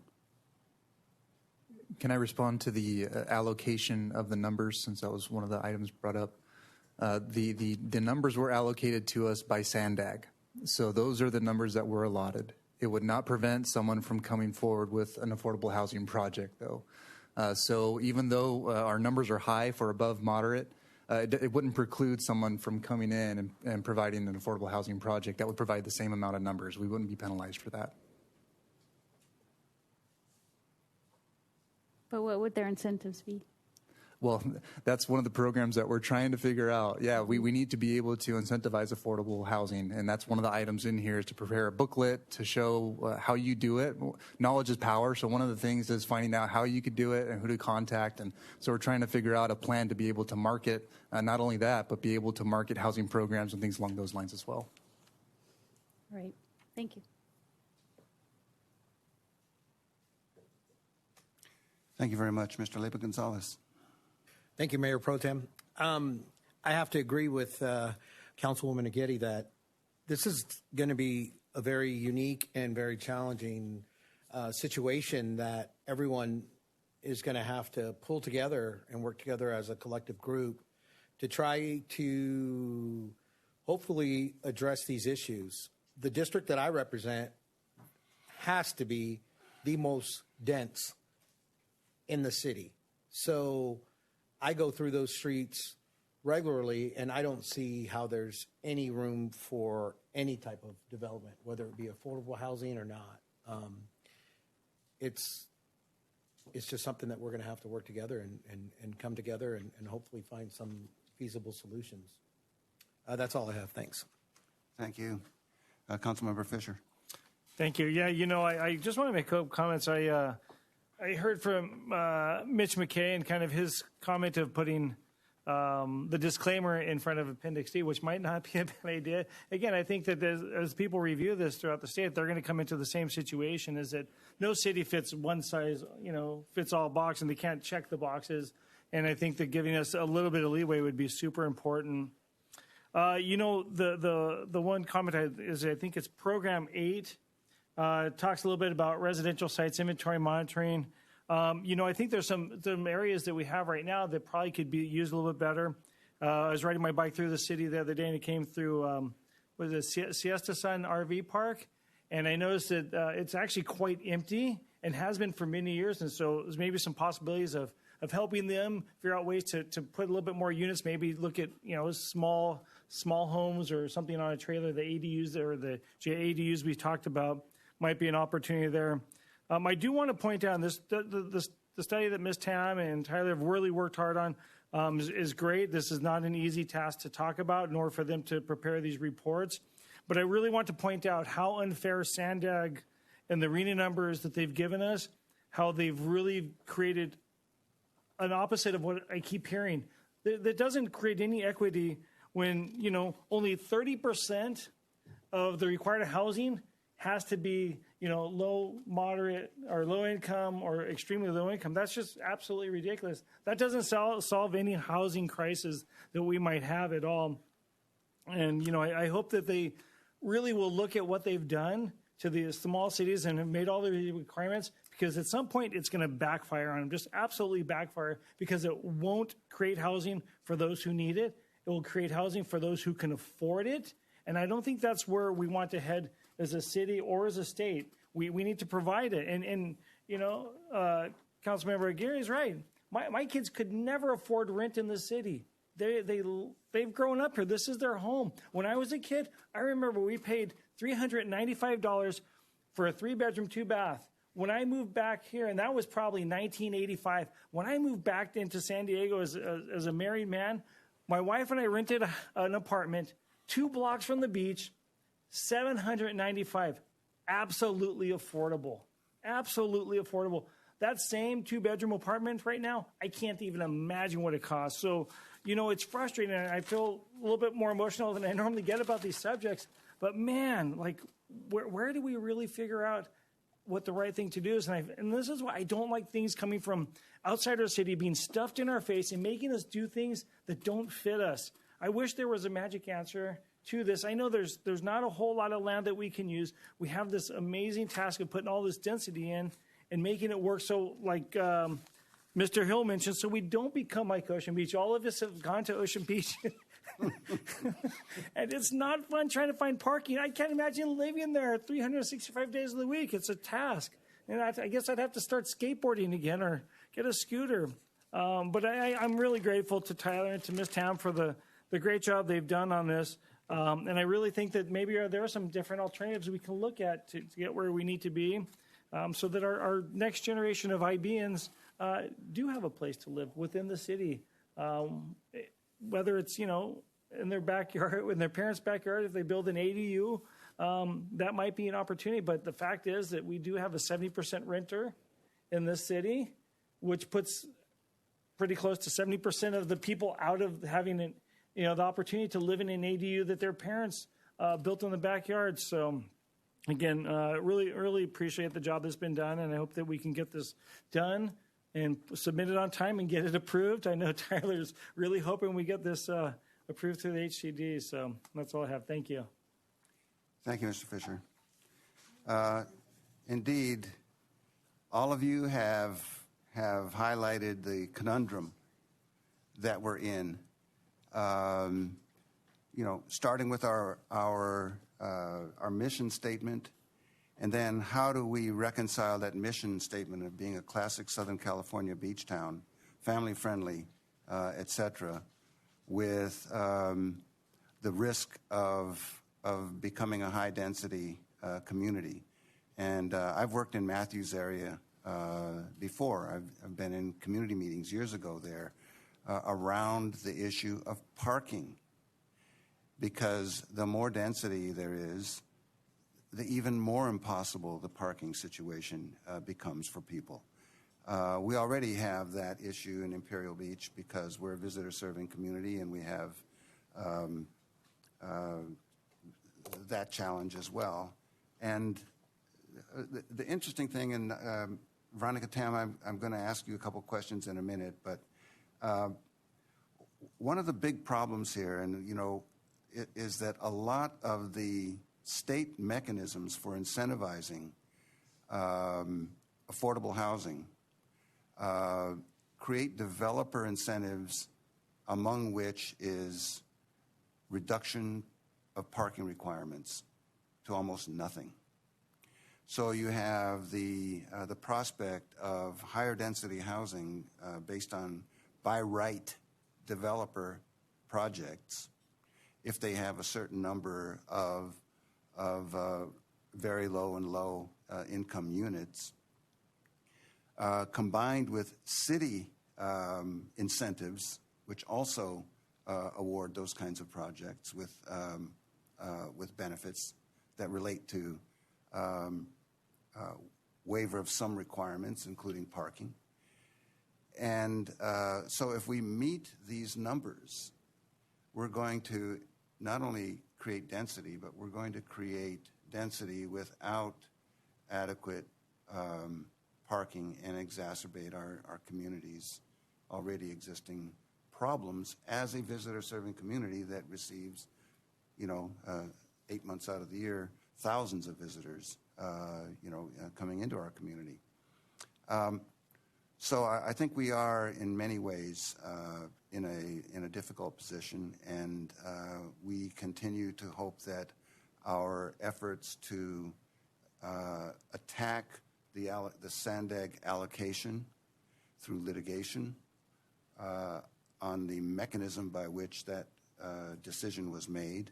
The weighted vote mechanism will succeed so that we can have a majority vote, a proper majority vote on the issue in Sandag again, and possibly secure some relief down the road. Hopefully not too late to help us with to get a lower RENA number and reduce the pressure for this kind of high-density development, especially moderate income and higher housing in Imperial Beach. You've all pointed that out.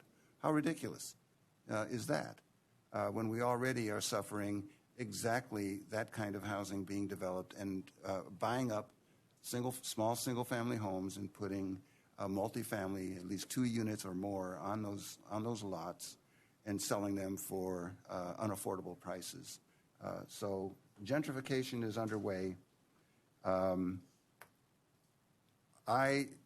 One of the things, and you've heard me say this before, that I miss in the last 6 or 7 or 8 years is our city council having workshops open to the community where we bring in experts to talk about alternative policies that might help us achieve our goals as a community.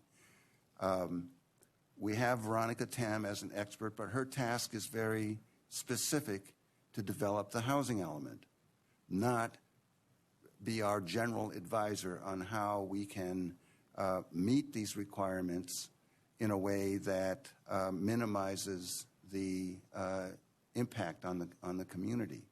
I think to some extent she has tried to do that with this, and this is actually a question to you, Veronica, whether that is the case, that we're looking at that number of units, the zoning adjustments, in a way that minimizes the densification of the areas of the community that right now don't have a lot of density and really would have a change in the quality of life if they did. So I guess my first question is, do we have for the 1,100 or so units that are not ADUs, because the ADUs are by definition in the single-family areas, more or less, for the most part, are those, is the zoning proposal designed to put those in areas that already have density and are zoned for density, such as the mixed-use areas in the CMU 1, which is our mixed-use commercial zone along Palm Avenue, where there is transportation readily available, and where if developers develop in that area and hit all of the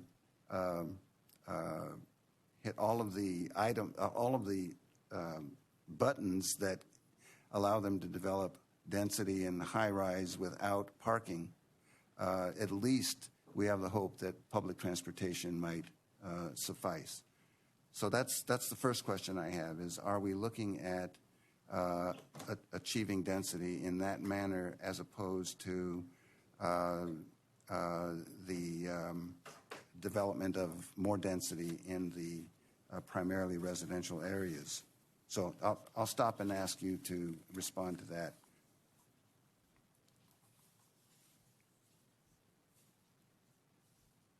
Unmute.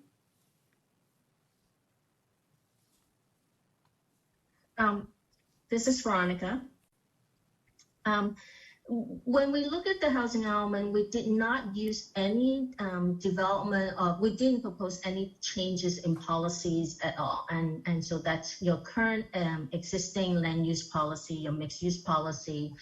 We're not proposing any changes. And when we look at development proposal, it's actually consistent with how you've been developing in the last few years. We did show that there are some residential recycling in your residential neighborhoods, but that constitute a smaller number of your overall RENA, and it's also a reflective of a trend that is occurring. So the housing element is actually just reflecting what is currently happening. We didn't propose any change or that in fact, we have to emphasize it to the state that these are trends that are consistent, that are happening in the cities. That was not something that are unfounded. But overall, there is no proposal to change density, development standards, and intensification in areas that are not planned by the city. Okay. Thank you for that response. I think that does illustrate the fact that in light of the RENA numbers, in light of the incessant and likely to continue push of housing development onto small communities like Imperial Beach and others, that we have to have some policy. We have to revisit our current zoning. We have to thoughtfully look at where do we want this new development to take place. Veronica has indicated that she's basing the model on the sort of status quo, how things have been, the trends that are in existence right now. We need to have a different discussion that looks at whether that is the way we want to go in the future. What will be the outcome of that in 8 years? Where is the development likely to be in 8 years? And is that something that we want? Or should we be trying with our zoning and other incentives to direct the development in a manner that is more consistent with community needs and desires, et cetera? So there would be a public process, I would propose as well, that we undergo instead of just letting the market and the status quo determine where the new density takes place. Related to that, Program 10 deals with lot consolidation, and this lot consolidation can take place anywhere, I believe, in Imperial Beach. There's also state legislation pending that would propose, even by Tony Atkins, that would enable lot consolidation and higher density development in single family areas.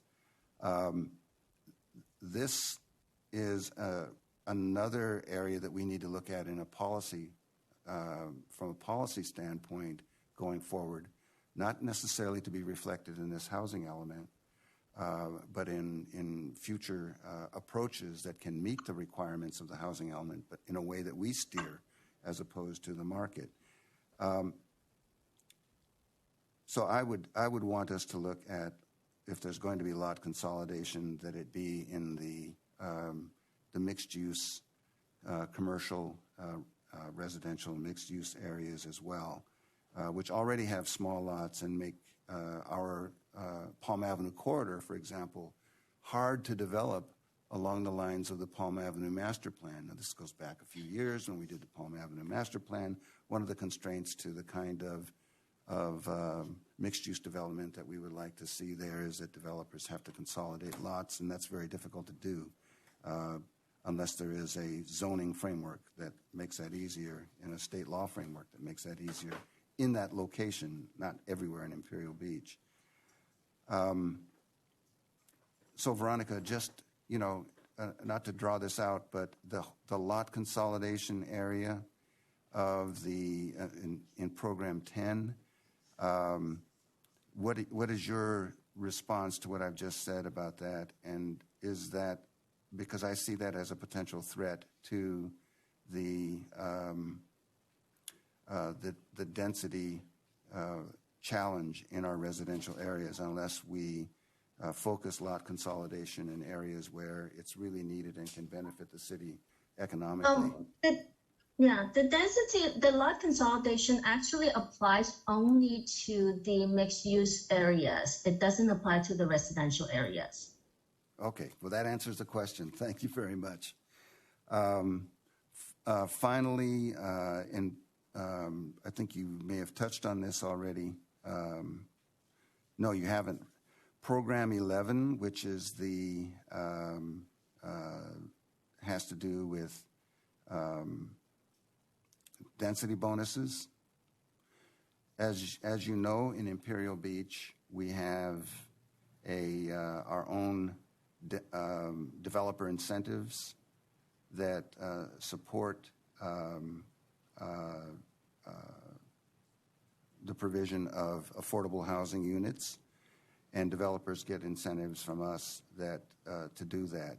They also get a double benefit in terms of density bonuses from the state for those kinds of projects. We had a big debate about one of our projects over on Rainbow that was proposed and has since not really gone anywhere, that took advantage of double density bonuses.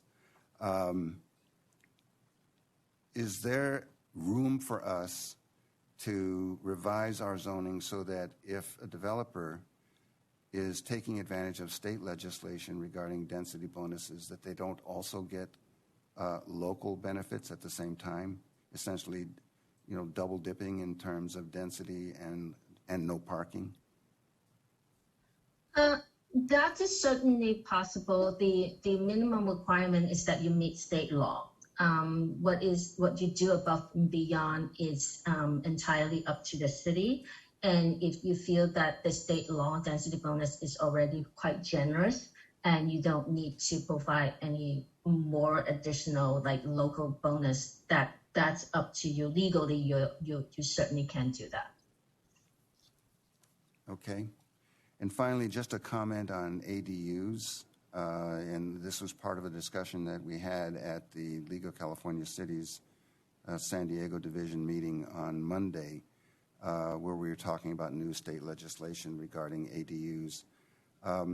The assumption, and I know you probably know this isn't true, is that ADUs are a way to get at more affordable housing. But the laws and incentives of economics are such that if someone is going to invest in an ADU, especially one that meets our strict building standards in Imperial Beach, chances are good they're going to want to rent that out at market rent as opposed to below market rent, just like anyone who develops a property would. Unless, of course, it's rented out to a family member or used by a family member. So I just wanted your take on this sort of popular notion that ADUs are going to get us affordable housing, almost as a primary way to get affordable housing. ADU is probably not your primary way of getting affordable housing, but it's one way to get additional housing in your community. But there are also a lot of ADUs that are being offered to family members at certainly either no rent or reduced rent. And we also see a lot of adult children returning back to families because of COVID or because of the overall economic situation. So it does offer as an alternative, and it does offer as a source of affordable housing, but I would not say that it's going to be your primary source of affordable housing. And ADUs, where it's legally possible, can also be used for short-term rentals, vacation rentals. Isn't that not right? Actually, ADUs cannot be used for short-term rentals. Is that a state law? That's state law. Okay, good. Thanks for clarifying that. Okay. The issue in Program 14 of group homes, which we already allow up to six residents, that would allow 7 or more, would be a change. I'm not sure what the parking requirements in Program 14 are.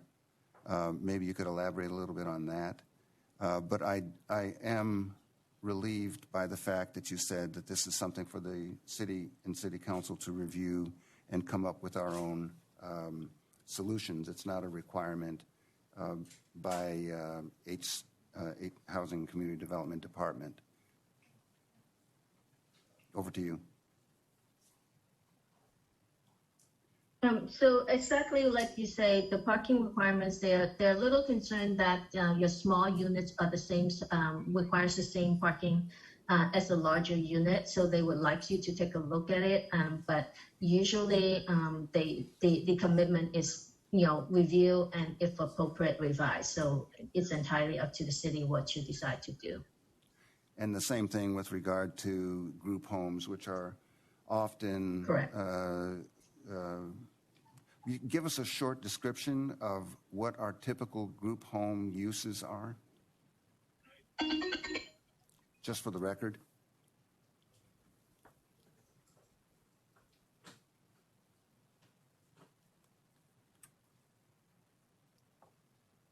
Hi, did you copy that last question? I'm sorry, I missed the question. My phone alarm went off. I couldn't hear it. So. Okay.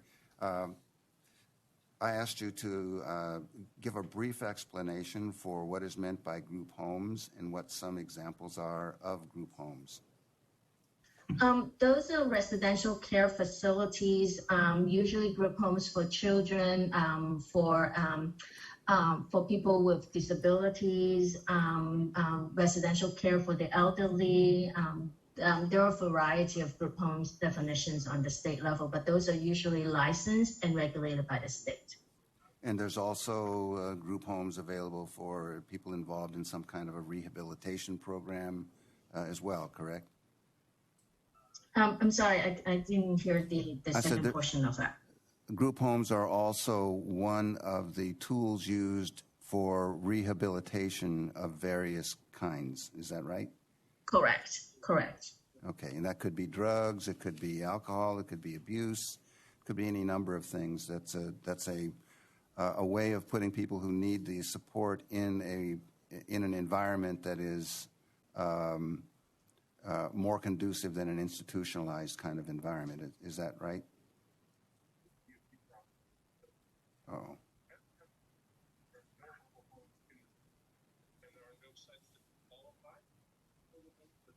Hello?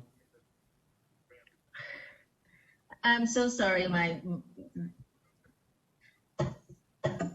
There's something wrong with my computer that I can't really hear. There's some delay. So I again have to ask you to repeat the question. I'm so sorry.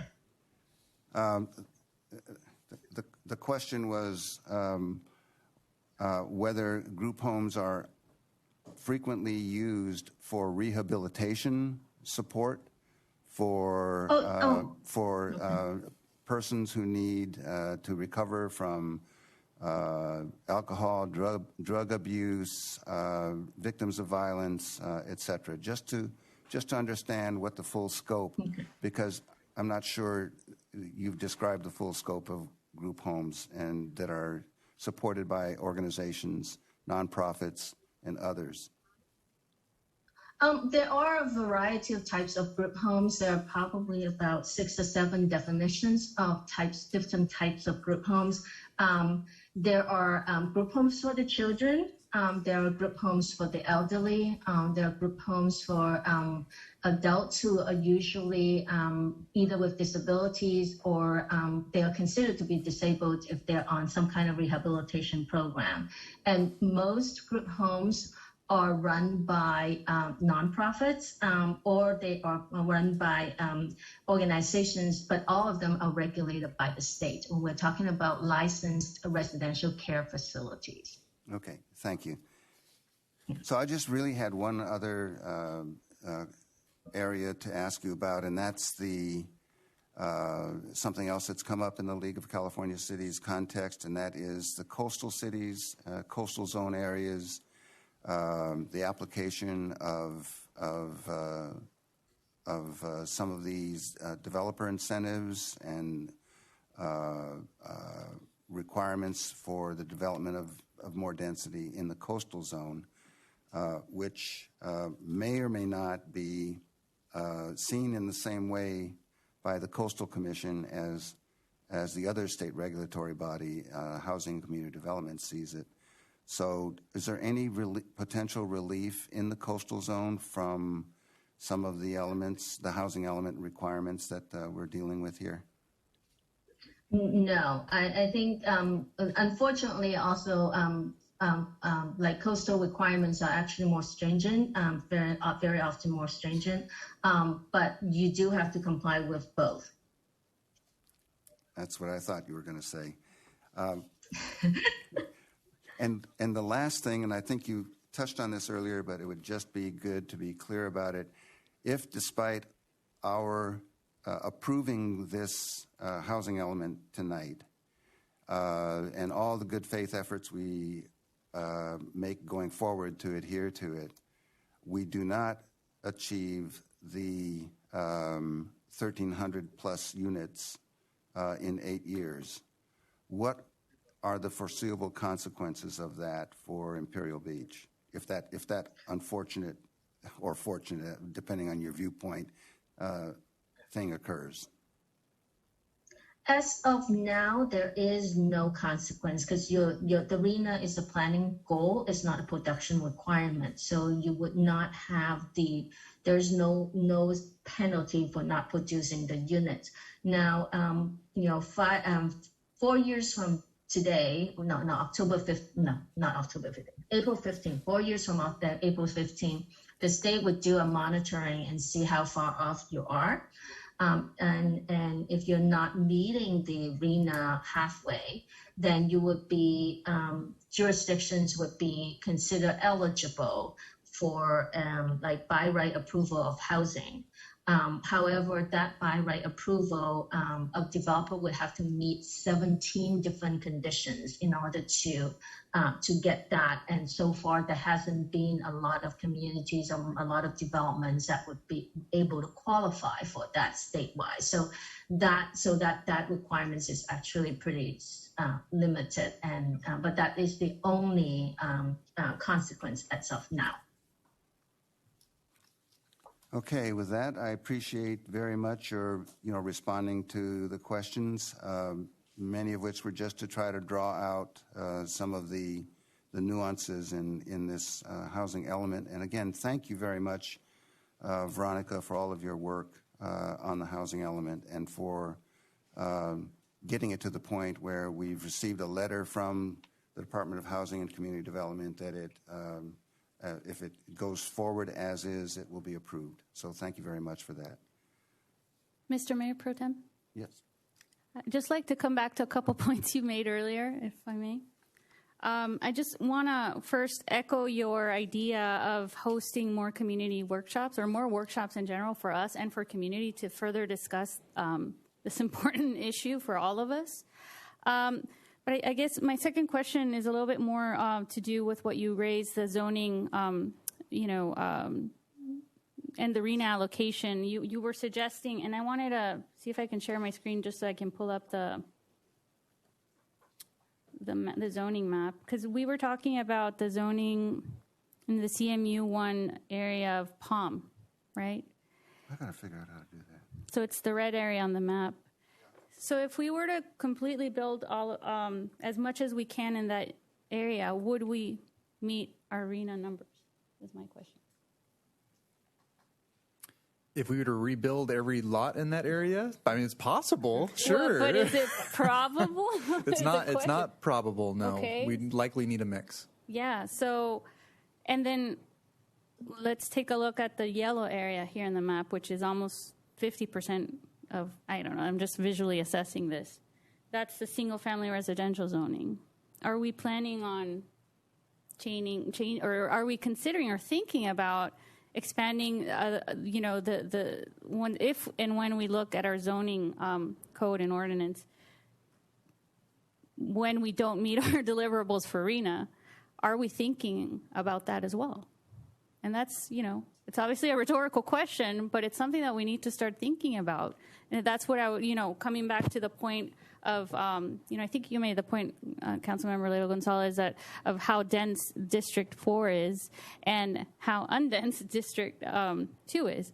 So it's kind of concerning. And I actually, Ms. Tam, I don't even know by right conditions. If you can elaborate a little bit on that, that just sounds a little bit concerning to me. Could you elaborate a little bit more on that if you're still online? I could add to that. So by right would mean there would be no discretionary review. As long as they met all the conditions, they'd be able to build it without having a reviewing body. So basically they can come in and do whatever they want. If they met all those conditions. Or if we didn't meet our conditions within 4 years and they came and did what did she call it? A monitoring state? A monitor. Well, no, you still have to meet the city's general plan and development standards and zoning and all of that. It just means that the review of it would be ministerial. But it still requires the developer to meet your land use policy, your zoning requirements, your development standards. But what I had mentioned before is just a review and see where you're at. And it's a law that you currently are subject to. It's not new. It's been around for a while. That monitoring and frankly, it's very difficult to meet that law for by right approval. But either way, it doesn't change the fact that the project would have to meet your development standards and zoning and general plan. Okay, got it. Well, I welcome the suggestion to continue to have more workshops from experts coming to help educate us and help educate the community so that we can start to look at alternatives to meet our arena requirements, which have been forced upon us and in a way that we don't think are compatible with our community. So thank you for the answer, Ms. Tam, and that's it for me, Mr. Mayor Pro Tem. Thank you very much. Any other comments? Okay, then I would like to declare the public hearing closed. And would like to entertain a motion to adopt Resolution 2021-34, adoption of the 2021-2029 Imperial Beach Housing Element GPA-21-0001 and its negative declaration, MF 1335-0620-20. Can I get a motion? Fisher, motion. Leyba Gonzalez, second. There has been a motion by Councilmember vote? Fisher, second by Councilmember Leyba Gonzalez, to adopt resolution number 2021-34. Councilmember Aguirre, how do you vote? Aguirre, aye. Councilmember Leyba Gonzalez, how do you vote? Leyba Gonzalez, aye. Councilmember Fisher, how do you vote? Fisher, aye. Councilmember Spriggs, how do you vote? Spriggs, aye. Motion carried unanimously by those present. Thank you very much, everyone, and thanks for your patience. And thank you again, Veronica Tam, for all of your help. And Tyler Foltz, you as well, for all the work you've done on this. Before we move on to the consent calendar, which we put this item first, sorry? At some point, I didn't know if you wanted to take a break. Oh. Would you all like to take a short break, about a 5-minute break or less? Sure. All right. We'll take a 5-minute recess. Calling the City Council meeting back to order. Calling the City Council meeting back to order. Before we move on to the consent calendar, Assistant City Manager Cortez has an announcement. Mayor, Council, I'd like to take an opportunity to invite Community Development Director Foltz, followed by Environmental Natural Resources Director Helmer, on item number 3 and item number 8 of the consent to give a brief overview explanation of these items. If the council wishes to have a thorough discussion about these, you're welcome to pull the items as well. So for item number 3, this is for the contract for a local coastal program update contract. This is just to give you an update as to where we're at with that because it's been a while. The city had worked with a consultant, AECOM, to prepare an update to our local coastal program that was about 2017 to 2019. And this was following completion of a sea level rise analysis specific to Imperial Beach. This update included extensive public outreach, many draft iterations. So we had worked with various stakeholders.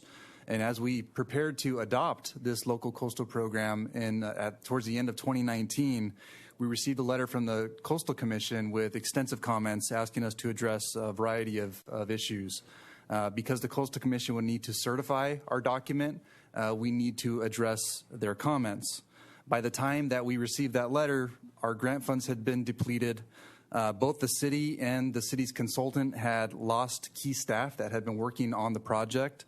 And shortly afterward, the pandemic hit the city, where we were trying to figure out what is our financing going to be, what is our budgeting going to be, our staffing, and we were figuring out how to work remotely. So that took a large, significant time to work on that. Now, following all of that, Nancy Brigado, who was part of the AECOM team when we prepared the draft LCP update, she has her own consulting firm, and she's available to assist the city with completion of this update. Now, this update would include, or this contract would include utilizing what we already have, the bulk of what we've made, and then work on an appendix that we can submit to the Coastal Commission with items that we identify should be updated. But we want at least to move forward with our local coastal program that we've already drafted. We'd still go through it and make some updates as necessary, still do some outreach to our Tidelands Advisory Committee and our Design Review Board and general public. But we would at least be able to move forward with a new appendix to add to our local coastal program update that's already been drafted. So that just gives you an idea of where we're at. We kind of broached this topic early last year at the council retreat. And that was right when the pandemic hit, and so we're continuing on with that now.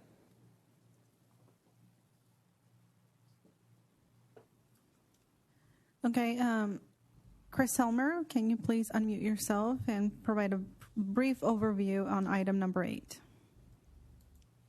Thank you, and thank you, Mayor Pro Tem and City Council. This is Natural Resources Director Chris Helmer. I'm going to give you a brief overview of item 8. This is actually just authorization to submit a grant application to the Ocean Protection Council. This is for a planning grant, and this planning grant to address storm water issues or storm drain improvements for the Seaside Point neighborhood and sea level rise adaptation planning for the Seaside Point neighborhood. That's the neighborhood that's immediately adjacent to the Tijuana estuary and where the city has its main storm drain outfalls going into the estuary right around 5th and Grove. It's just a planning application, and if we do get the award, then we'll be hiring a consultant to help us come up with some conceptual plans and some initial design plans to actually address storm drain improvements, with the tidal flushing into the estuary, into the storm drain, and then also initial adaptation planning to address identifying a framework for how to move forward with sea level rise planning in that area. Thank you. Thank you very much. Now I'd like to entertain a motion to approve the consent calendar. We need public comments. Oh, sorry. Are there any more public comments? Yes, Mr. Pro Tem, Mayor Pro Tem Spriggs. I would like to start with the members of the public joining us by Zoom. Members of the public, if you would like to speak on an item on the consent calendar, use the raised hand option on the desktop phone app or press star 9 on your telephone. You will be called upon in the order received. I do see a raised hand.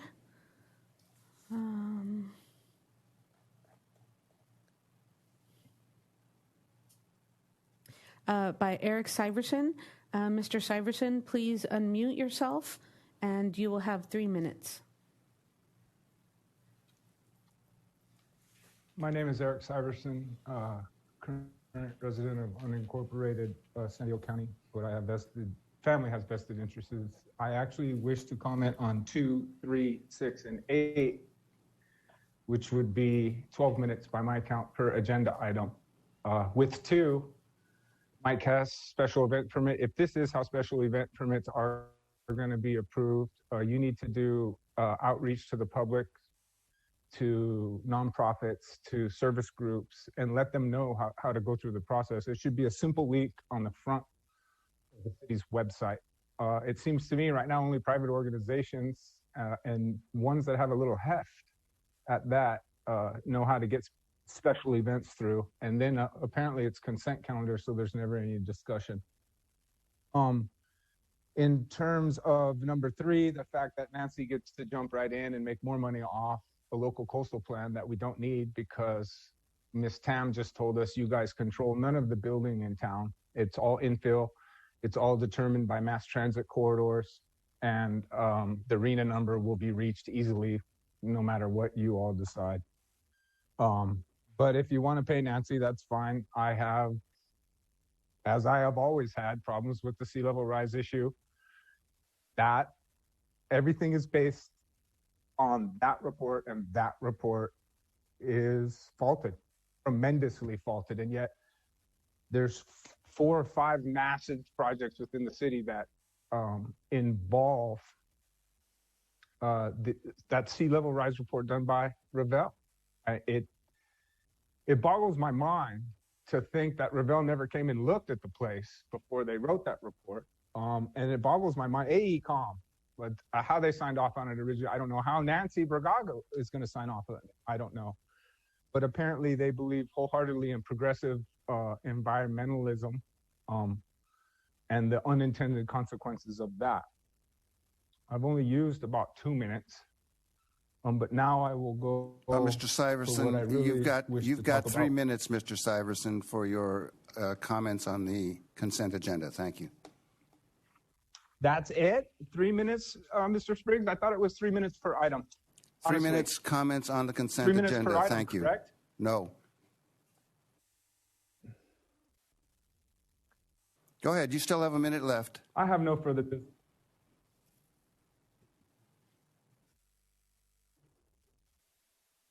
Okay, we do have several public comments that came in via email. I will read those at this time.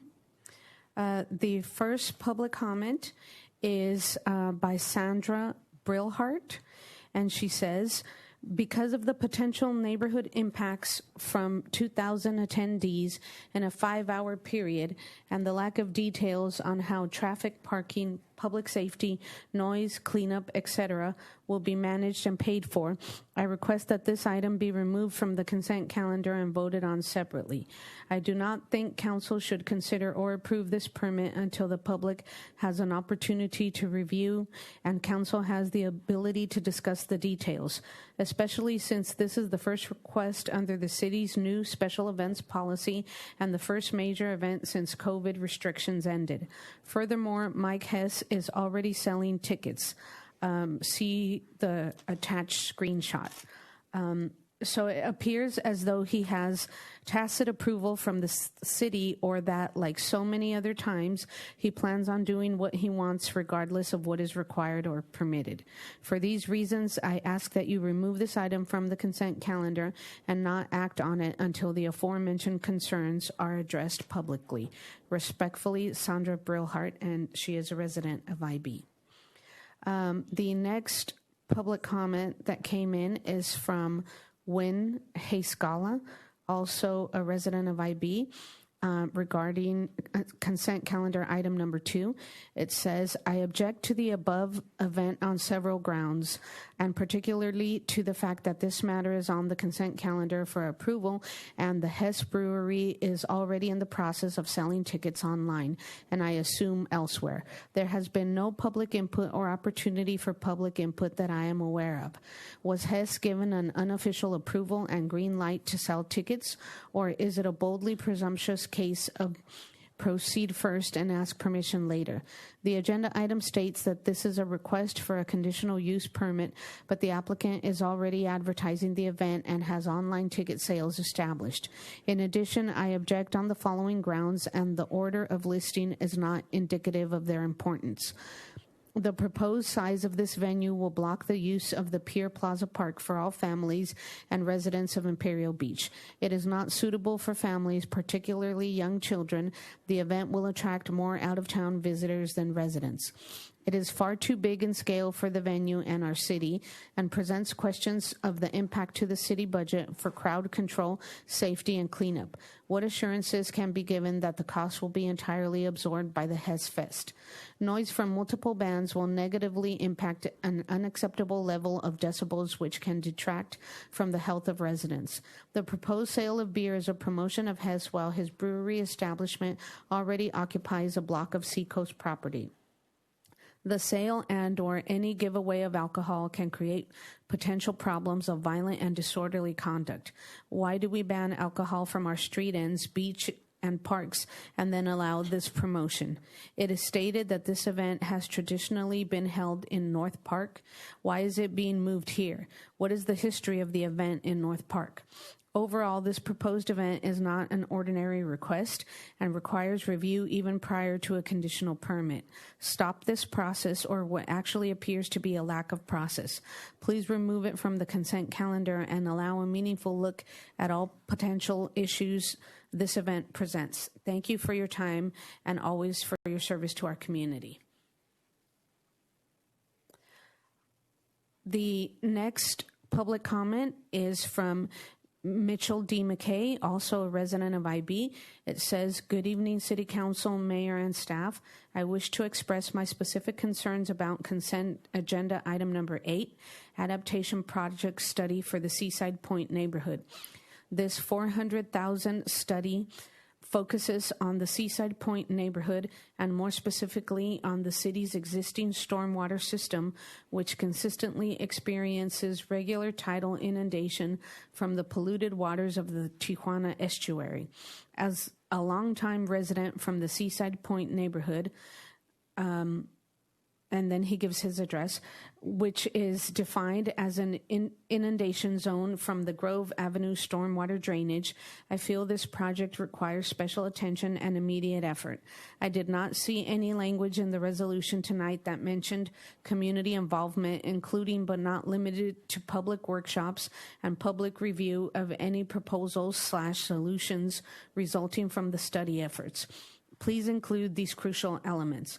Furthermore, I also have concerns with the city and its consultants using outdated data from the 2016 Revel report, which was later, quote unquote, adopted as part of the city's sea level rise study.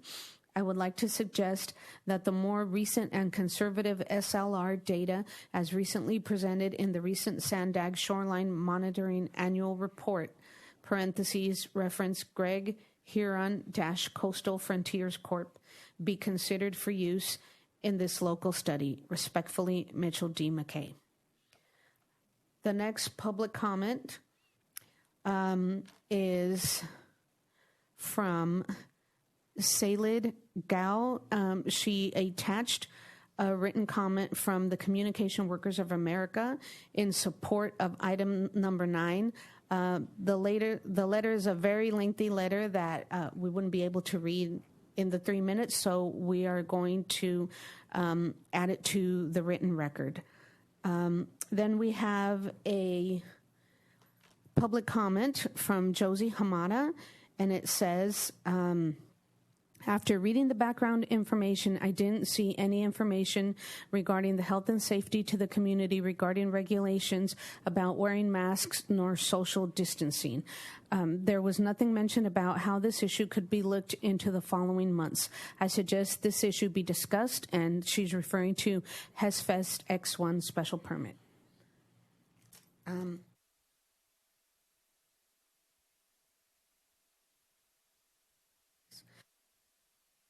And then we have a, yes? We have a raised hand by Mr. Eric Syverson. Mr. Syverson, please unmute yourself. You will have 3 minutes. Mr. Syverson has already made public comment on the consent agenda. Okay. Okay. He sent in some pictures regarding the storm drainage. I didn't know if you guys wanted to see the pictures he sent in. Mayor Pro Tem Spriggs, he sent us some pictures that he wanted to show you about the storm drainage item. I think that's what he is referring to. Well, he actually stopped with 1 minute left, and I said publicly at a minute left. He declined, so we will give him that minute, and he can show his photos. Okay, Mr. Syverson, you can unmute yourself, and you can take the remaining minute that you had. Thank you very much, Eric Syverson. These are pictures from February 22nd, 2019. It was a brief rainstorm. It rattled the storm drains as far back as Connecticut. This is what our storm drains look like because the tide reaches them, and the water that is coming off the streets has nowhere to go. The adaptations for sea level rise will not protect Seaside Point. I don't know what else to say. I don't know what honestly, I don't. I'm so disgusted with the process tonight that, I don't know, I got about 23 seconds. We could sit here in silence and think about freedom and democracy.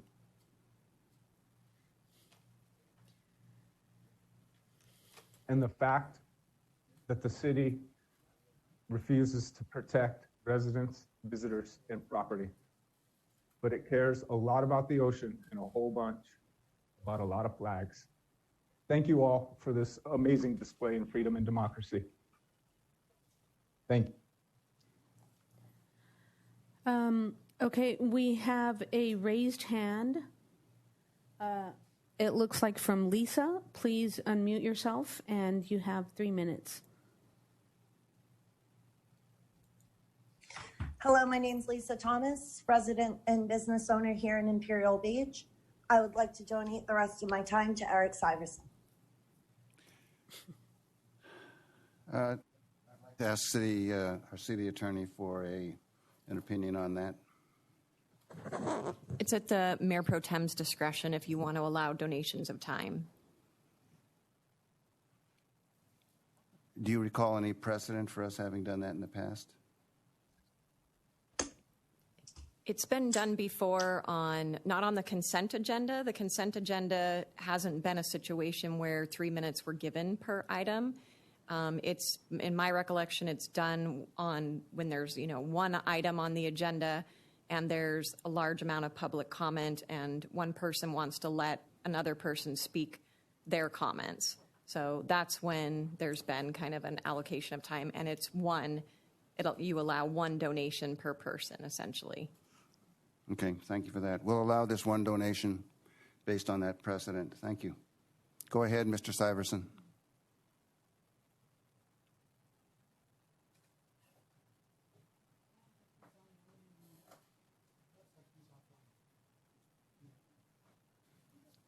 Mr. Mayor Pro Tem, it looks as though Mr. Syverson is no longer online, so thank you.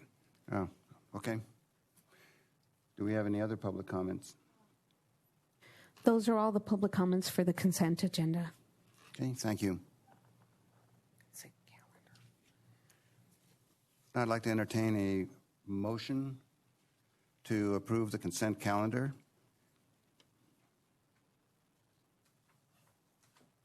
Items number 1 through 10, and special agenda consent item number 1.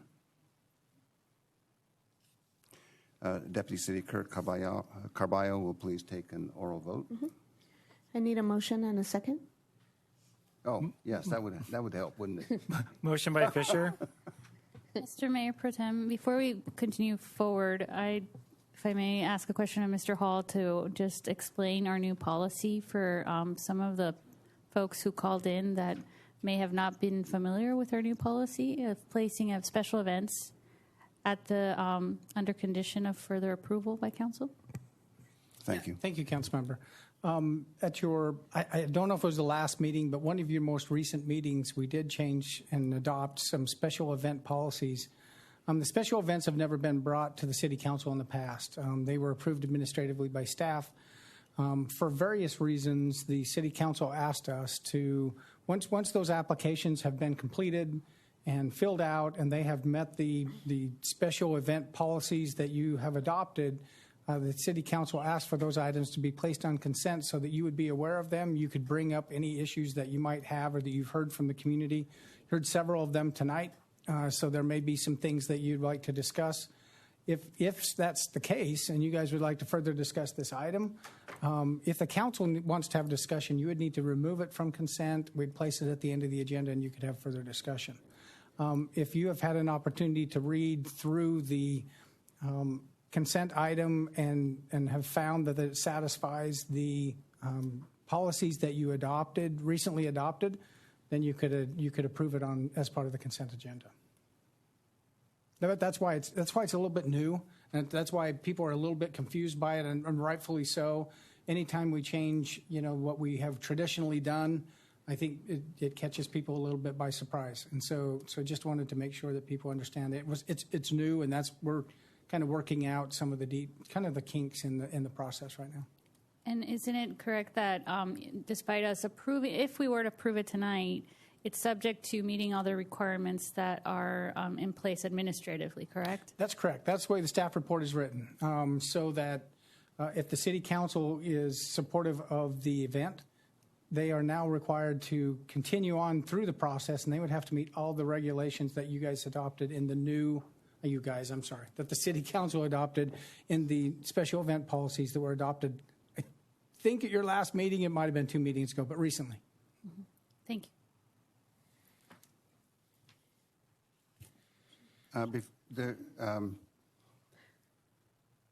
I think considering the level of community concern about agenda item 8, I don't know whether Chris Helmer is still on. I guess I would like to ask Chris Helmer if the concerns expressed, including what we saw in the pictures that were presented just a few minutes ago, are likely to be addressed by the Ocean Protection Council grant study that he previously described. Thank you, Mayor Pro Tem Spriggs. This is Natural Resources Helmer. The intent of this planning grant is specifically to address those flooding concerns, both current and future, if we're going to see anticipated sea level rise. And I can't tell you now if we have a solution, but that's the reason why we're going to study this project and hopefully come up with some good engineering solutions that really does protect this neighborhood into the future. And that is the full intent and purpose of this project if it was to get funded. Okay, so we do have a different procedure regarding agenda item 2. Normally, we wouldn't even see it on the consent agenda or anything else, and the public wouldn't either. So I do think that it's an improvement, but it's also logical that it would raise the opportunity for people to comment on it publicly. And I'm sure our city staff has taken into consideration, or will, those public comments. So with that, I'd like to entertain a motion to approve consent calendar items number 1 through 10 and special agenda consent item number 1. I believe we had a motion by Councilmember Fisher. For second. Leyba Gonzalez, second.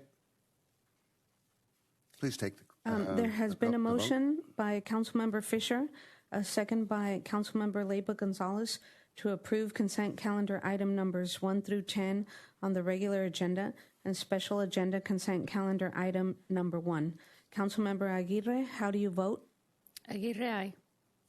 Councilmember Leyba Gonzalez, how do you vote? Leyba Gonzalez, aye.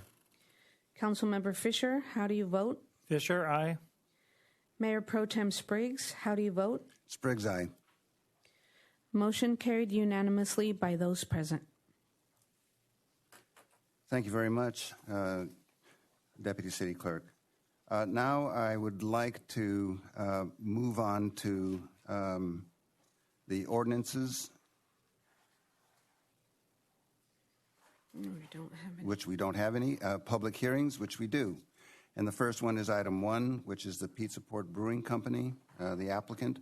Consideration of design review, case DRC 20-0039, site plan review, SPR 20-0040, tentative parcel map, TPM 20-0041, and categorical exemption pursuant to CEQA guidelines sections 15301, existing facilities, and 15303, new construction or conversion of small structures, for interior improvements, facade improvements, outdoor seating, new trash enclosure, outdoor fermenters, and exterior walk-in refrigerator for a restaurant at 204 Palm Avenue, APN 625-023-0300 and 625-023-0400 in the CMU2 zone, and this is Resolution 2021-35.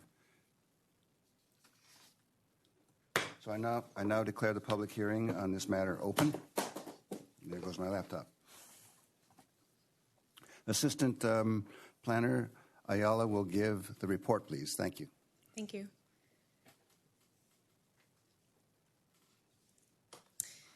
Good evening, Mayor Pro Tem Spriggs and members of the City Council. My name is Raina. I'll be presenting Master File 1377. The applicant is Pizza Port Brewing Company. The project is located at 204 Palm Avenue, which is located in the CMU2 Seacoast Commercial and Mixed Use Zone. There's an existing commercial building on the site that would undergo an interior and exterior remodel to convert the space into a Pizza Port restaurant and brewery. In addition to facade improvements, the project scope includes outdoor seating, a new trash enclosure, outdoor fermenters, and an exterior walk-in refrigerator. On this slide, over on the far left-hand side, there's a map of the Imperial Beach. It's the Imperial Beach zoning map, and the rectangle is highlighting the area of Imperial Beach where the project would be located.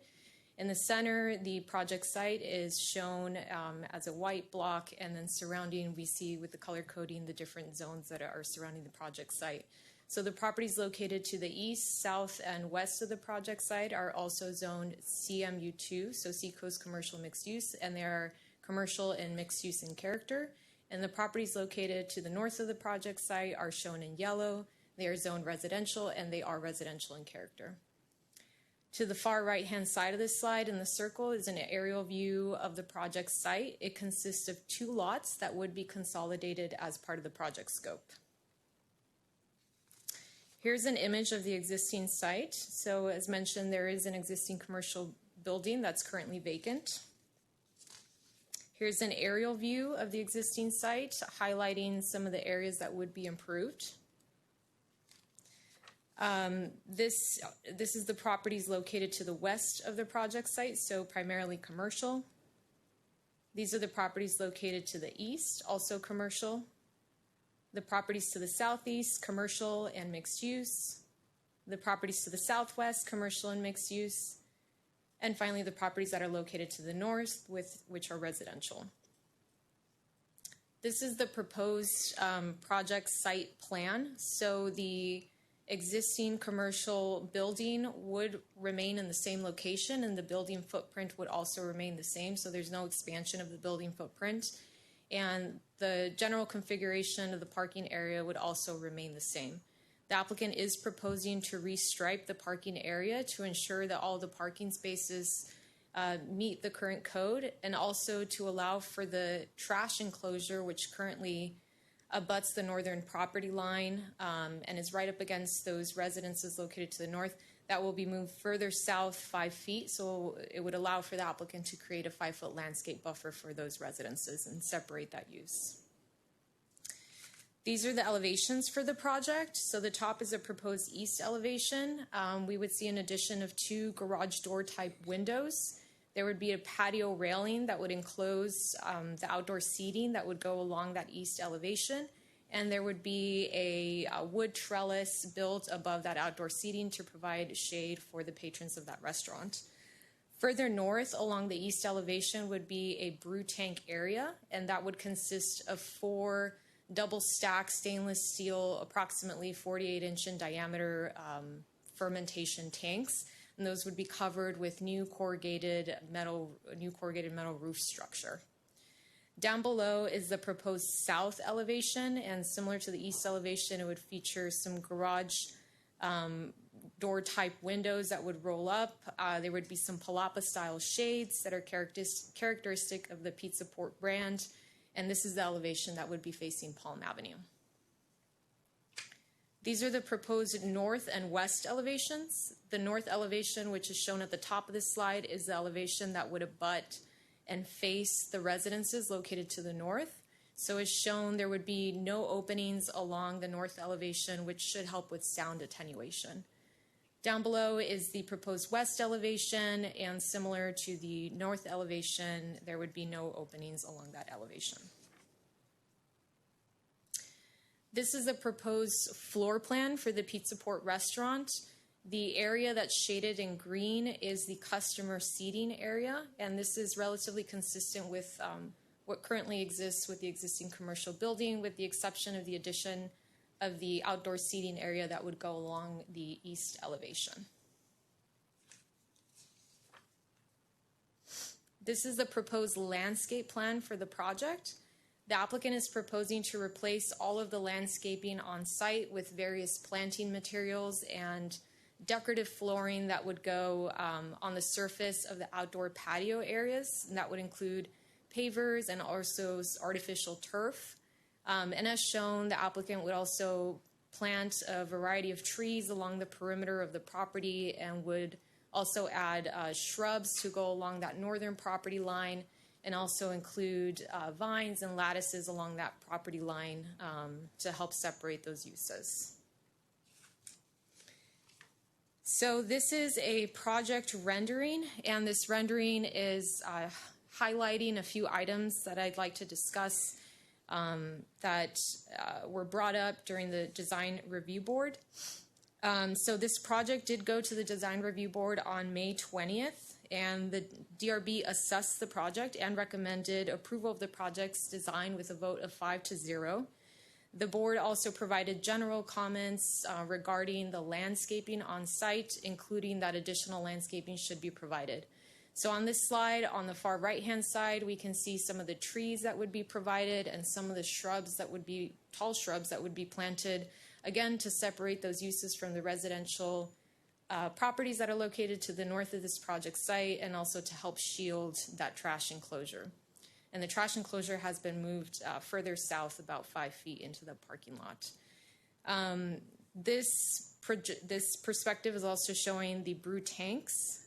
So the fermenters, we have spoken to the applicant, and the fermentation tanks would be static. There would be no smell or noise being emitted from the brew tanks, and these would be used just to brew beer that would be consumed by the people that would go to dine at this restaurant. So this is probably the best perspective that we have of that east elevation, that patio that would go along the eastern edge. And I just want to note that staff has included conditions of approval that everything located along that east elevation that we're seeing, so the windows, the patio, the coil garage door behind the brew tanks, would all need to be closed by 10 p.m. each night. That is a condition of approval. And in addition, staff has included a condition of approval stating that if there are any issues related to noise or light coming from this project site, that they would need to be resolved to the satisfaction of the city. This is it's the same project rendering a different perspective, and this is highlighting some of that landscaping that will be installed around the perimeter of the property. So we can see vines and lattice along the eastern property line, and also the landscaping along the south and the west, and it showcases that patio that would be facing Palm Avenue. So again, the same project rendering a different perspective. This one I think shows that 5-foot landscape buffer a little bit better. Again, we're seeing those trees and that 5-foot setback of the trash enclosure. This is also showing the general configuration of the parking. So this project did require a site plan review, which means that we do need to consider parking when it comes to this project. The applicant has proposed to restripe the parking lot, and once done, there would be 8 parking spaces provided for this business, including 1 parking that would be an ADA parking. If this project were a new project, typically new parking would be required. However, the existing building will remain, and the existing parking will also remain, and there's no space to create new parking with that sort of configuration. So That said, the City Council may determine that the parking requirements have been observed and found adequate, as the currently proposed structure will remain and the existing parking will be maintained. However, if found inadequate, the City Council may request that the applicant apply for a conditional use permit, which would allow for parking within 1,000 feet of the project site to be considered to satisfy the parking requirements. The latter option, the CUP, would require a separate permitting process and for us to come back to the City Council with this project. This is the materials board for the project, so it's showing some of the design elements, the textures, the features that would be used for this restaurant, and these are typical of the Pizza Port brand. So we see some of the palapa style shades, the wood trellis, pavers, the brick that will be used for the brick base, and then we see an image of what those seal tanks may look like. Staff recommends that the City Council adopt Resolution 2021-35 approving the project. The City Council also has the option to approve the project with modifications, disapprove the project, or continue the public hearing to a future date. Thank you. Thank you very much, Ms. Ayala. Would you, do we have any public comments at this point? Mayor Pro Tem Spriggs, I will begin with the members of the public joining us via Zoom. If you would like to speak on this particular item, please use the raised hand option on the desktop phone app or press *9 on your telephone. You will be called upon in the order received. I do see a couple of raised hands. The first one is Brian.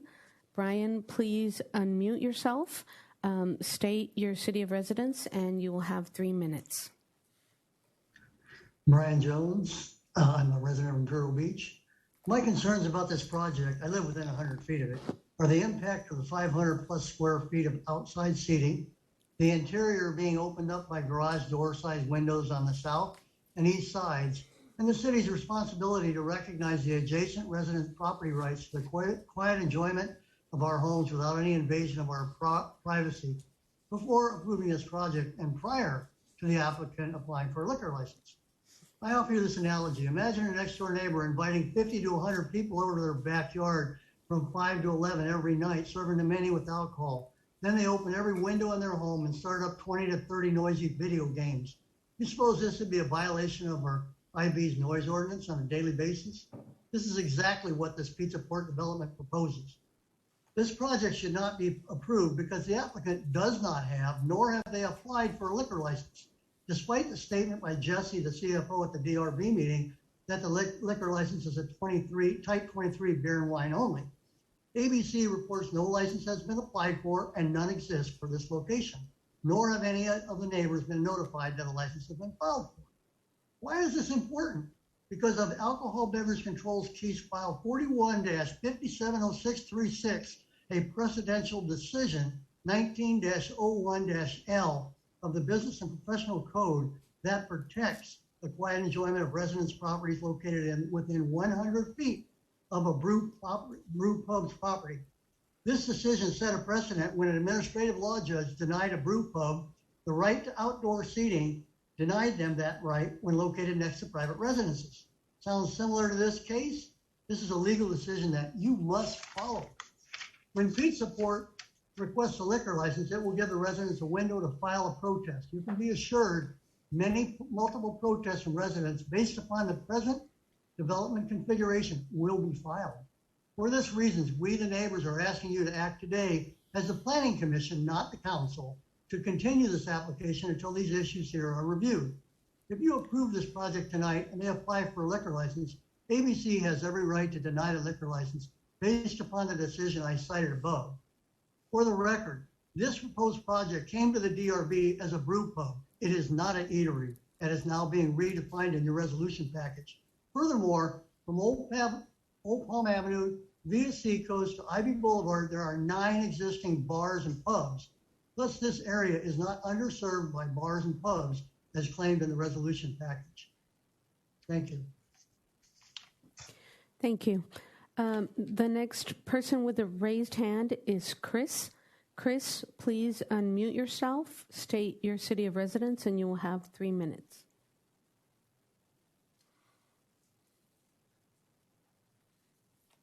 Chris?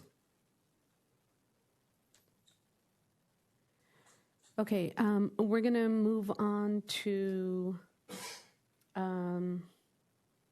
sorry, it looks like I'm losing some of the raised hands.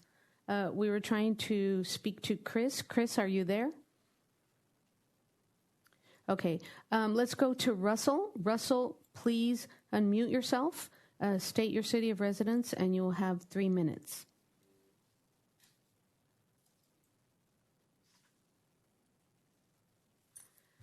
Russell?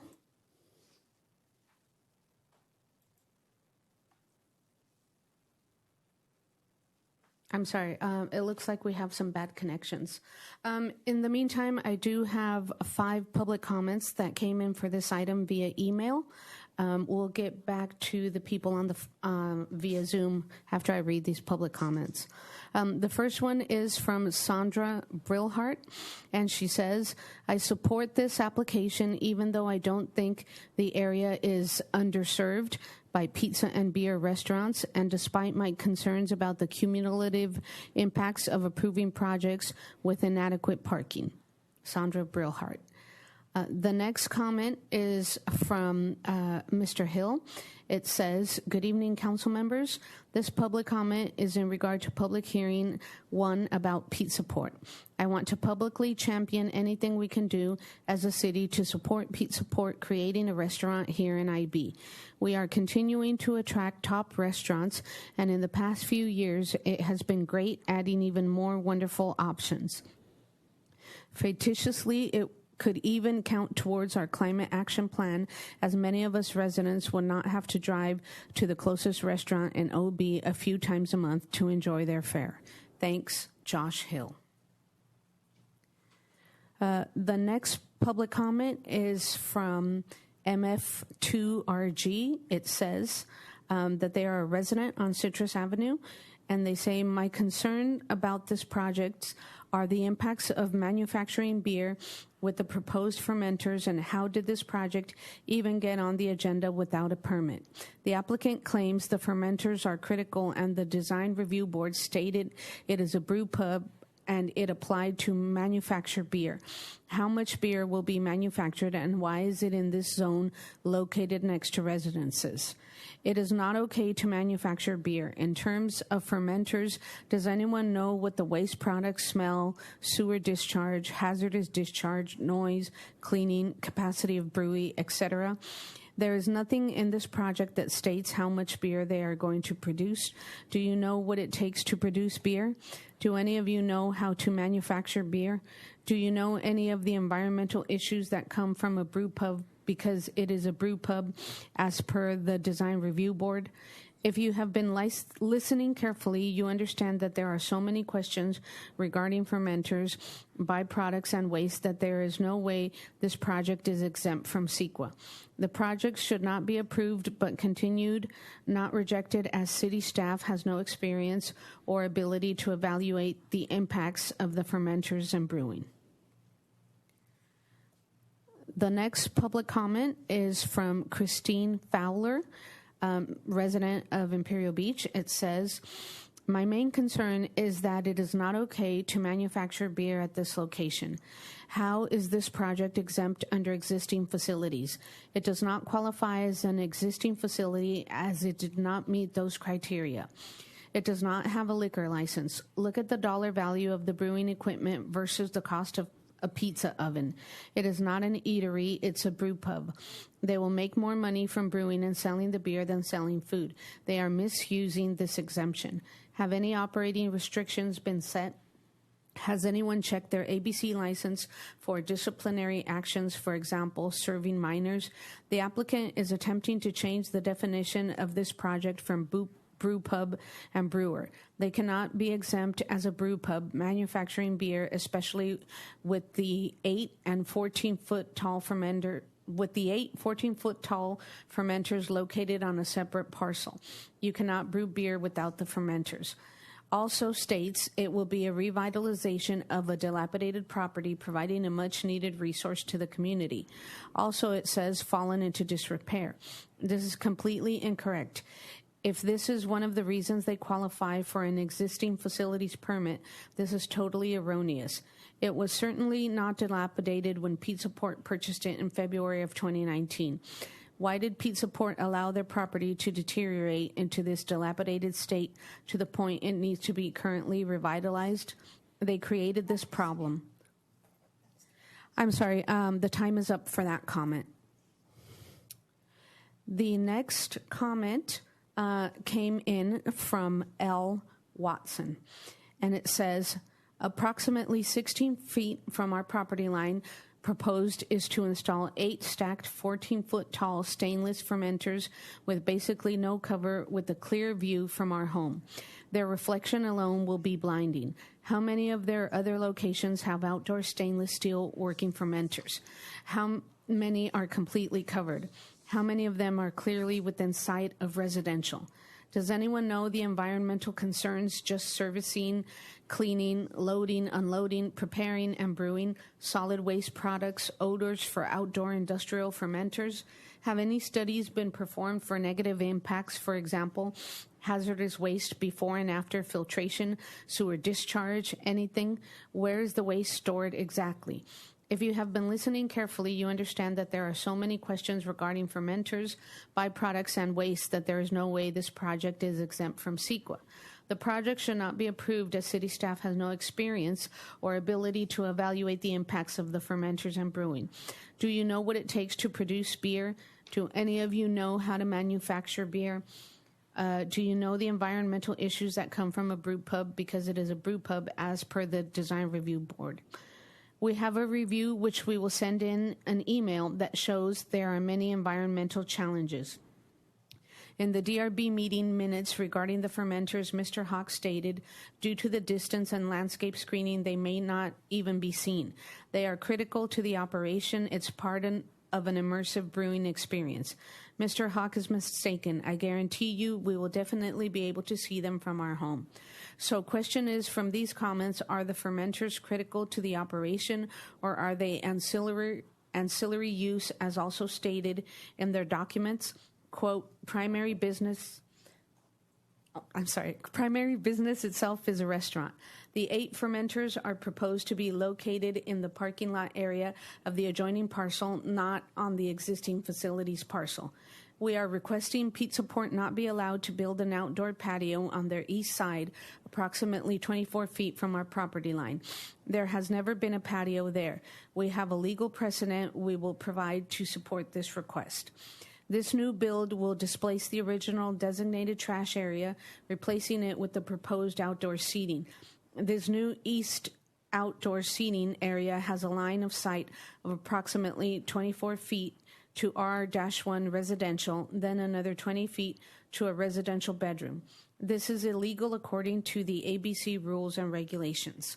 Design Review Board staff report on page 2 of 5, picture rendering which shows the large industrial coil garage roll-up door, approximately 9.5 by 12, open behind the 8 stacked fermenters with the partial view of the inside brewing equipment.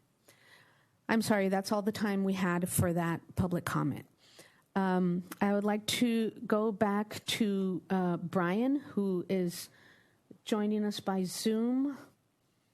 No, he already spoke, right? Yeah. I believe Brian already spoke. That's all the public comments that I have, Mr. Spriggs. Thank you very much.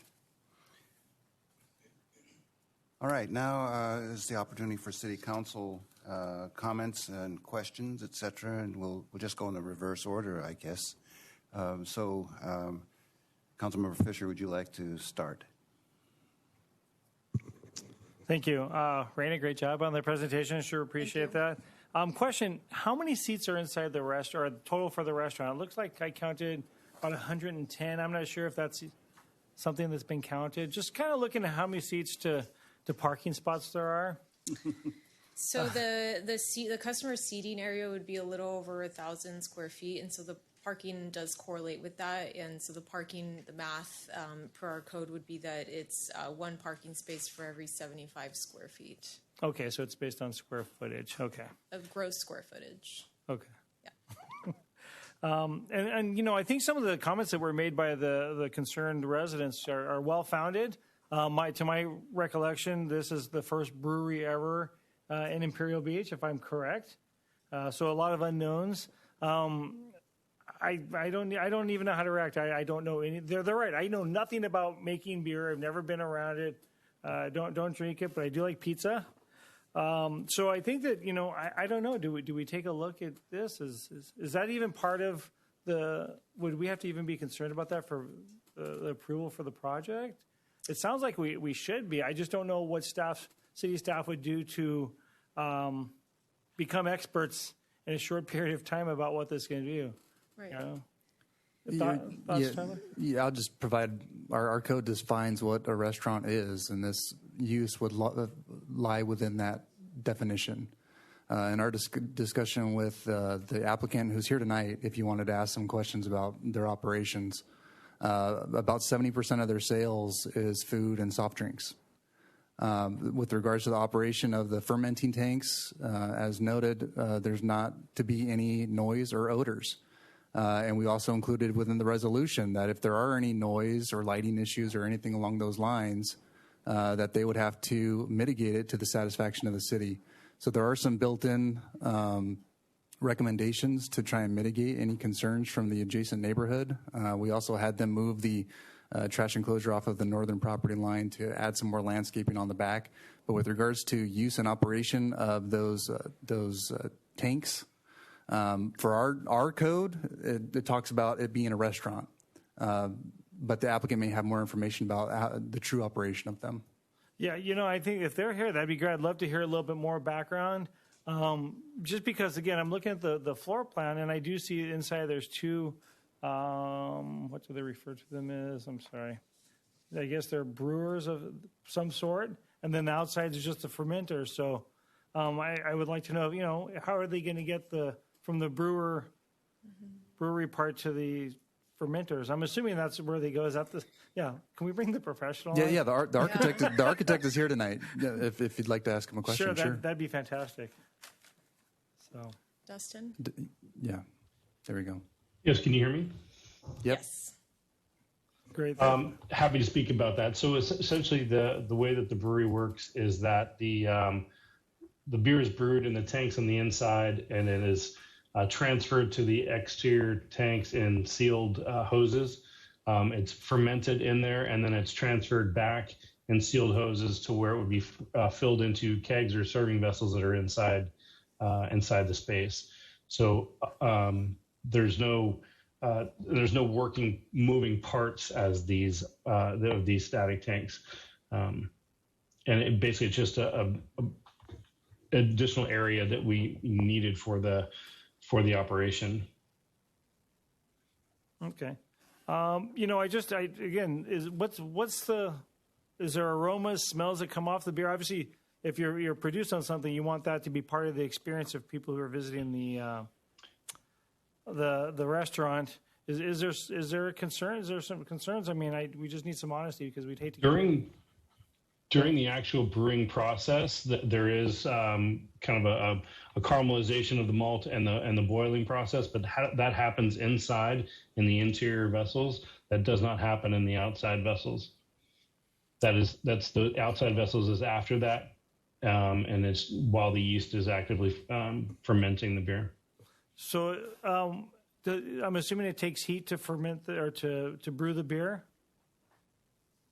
It does take heat to brew the beer, but not to ferment it. So if you're heating, we actually have those tanks are jacketed so that they're conditionally held at fixed temperatures, typically in the 60 to 70 degrees, just so they maintain a consistent temperature for the quality of the product. And they're only brewing twice per week.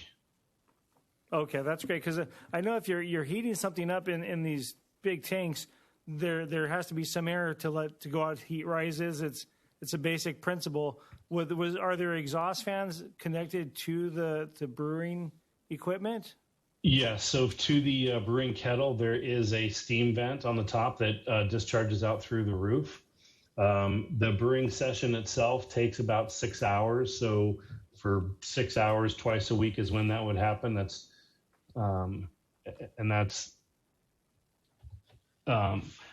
kind of the extent of when you're applying heat. After that time, it cools down and is transferred to the fermenters. And everything after that is really just a matter of waiting for the yeast and transferring it back into kegs or serving vessels. Is there any type of solid waste that needs to be removed once the beer is done brewing? And what can we expect from that? So it's kind of a two-part process where you sort of make a tea, so to speak, of the grain and hot water and extracting the sugars from that grain. Then that sugar water then is transferred to the kettle where it's boiled.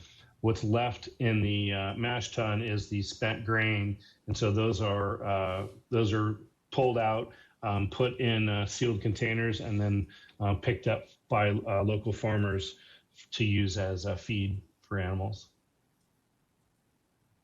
Okay. So none of that goes into the waste stream.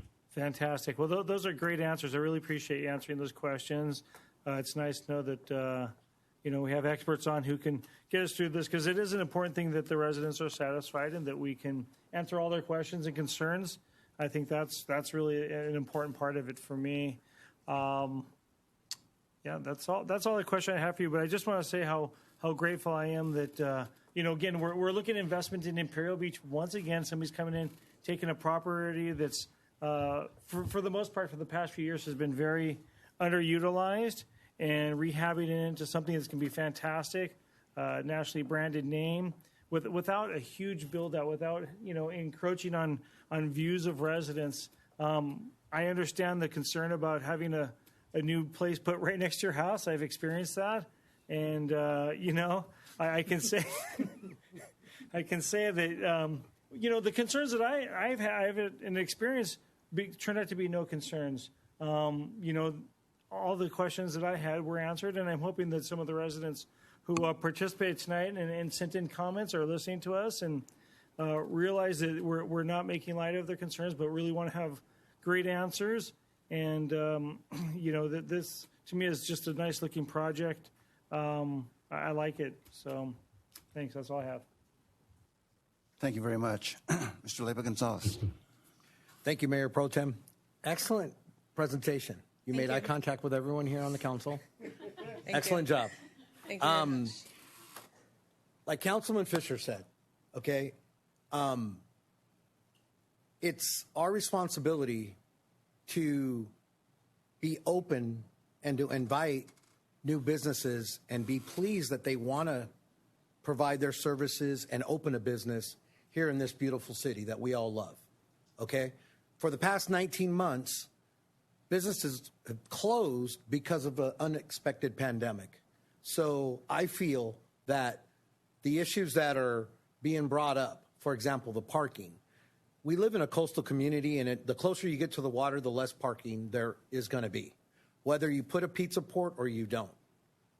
It's our responsibility to continue to try to attract businesses and embrace them when they reach out and they want to open a business here. For example, in my area, there's numerous businesses that are just closed, and who knows if a business will ever be put back in there. So the pride of our city is seacoast and adjacent to the water.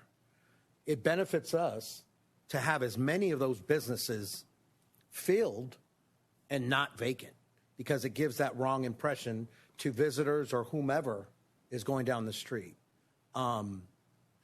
I just feel it's real important that we understand that.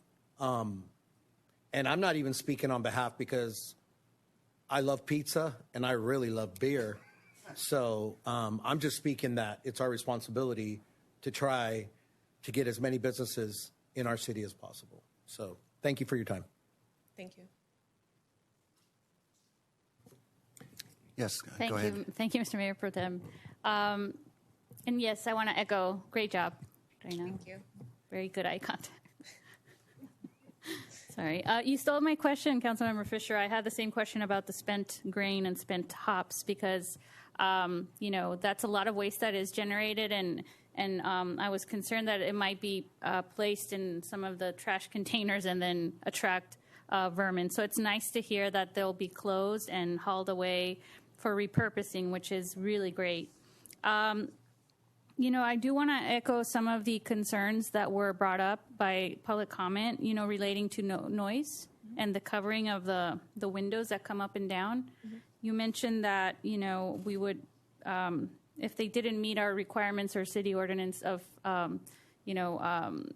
not emitting noise after 10 p.m., we would look into mitigating factors or mitigating accountability measures, right? But what does that look like? I mean, are we talking about, we'll report it to the sheriffs? Obviously, they would be in violation of our code, but then what? What are the accountability measures? Because I am concerned because it's very close to residential, a residential zone, and we heard them today. So, yeah. Yeah, I mean, the sheriff would be one avenue that residents could go, but the conditions of approval do state that those hours of operation would be subject to the review of the community development director and also the public safety department as well. And so they're subject to modification. So, and if I could add on to that. Yeah. So what that would look like is we have all their contact info. If there was an issue, and we've had this on different projects throughout the years, like let's say there's a sliding gate or something like that and it's kind of noisy. We would contact the property owner or whoever's managing at the time and say, we have this issue, we need to mitigate it. And then we would either work together or through code compliance to make sure it gets addressed. I don't know what those issues would be, and we'd have to, evaluate whether or not it's a real issue. Mm-hmm. But we would work directly with the property owner or the manager to, let's say a window is squeaky or something and it's loud, we would make sure that it gets fixed and that it's not being a problem for the neighborhood.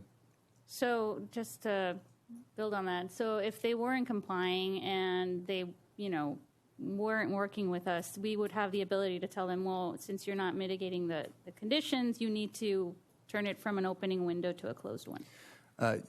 Yes, we can go a variety of different ways. If and this is for any project, if an applicant's not complying with the conditions, you go down the route of you're not complying with your permit, and then that permit would no longer be valid. So there would be repercussions in that case. Okay. And I know that you and the team have done a really good job at that, but I just want to make sure that the applicants and the current one and future applicants know that, we do take those things seriously, especially in the interest of protecting our the quality of life of our residents. Just a couple other things. Do we know if they've actually had any ABC permit violations? I didn't look up any violations. I guess I would ask the applicant to let us know. But typically, an applicant would obtain a discretionary approval or an entitlement to do their business before they would proceed with their ABC license. But the applicant would know better than I would if they had any violations. Are they on the call? What's that? Are they on the call? Yes, they are. Yes.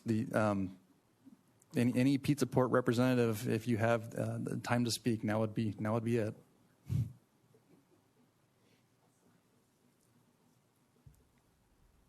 So this is Dustin. I'm the architect for the project.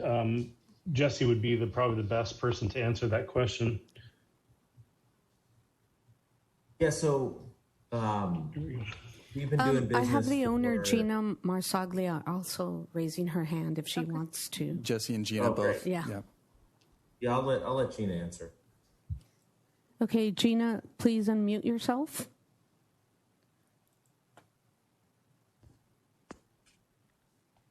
Gina? Did that one work? Yes. I had to hit a couple times. Okay, hi. So when you talk about violations, for ABC violations, there's a ABC protocol that talks about 3 strikes, you're out, and we've never had that. I mean, we've been in business 34 years, so there have been some minor things that we've addressed immediately that we take care of through the ABC. We're very, very involved with all of the community and the ABC, and we like to run our business and make people happy because that's really what makes a business work. So, yeah, we haven't had anything that would I think I would consider an ABC violation other than just regular running our business and maintaining the controls that we need to put in place that take care of the violations. Thank you, Ms. Marsali. I really appreciate your answer and knowing that you haven't had any.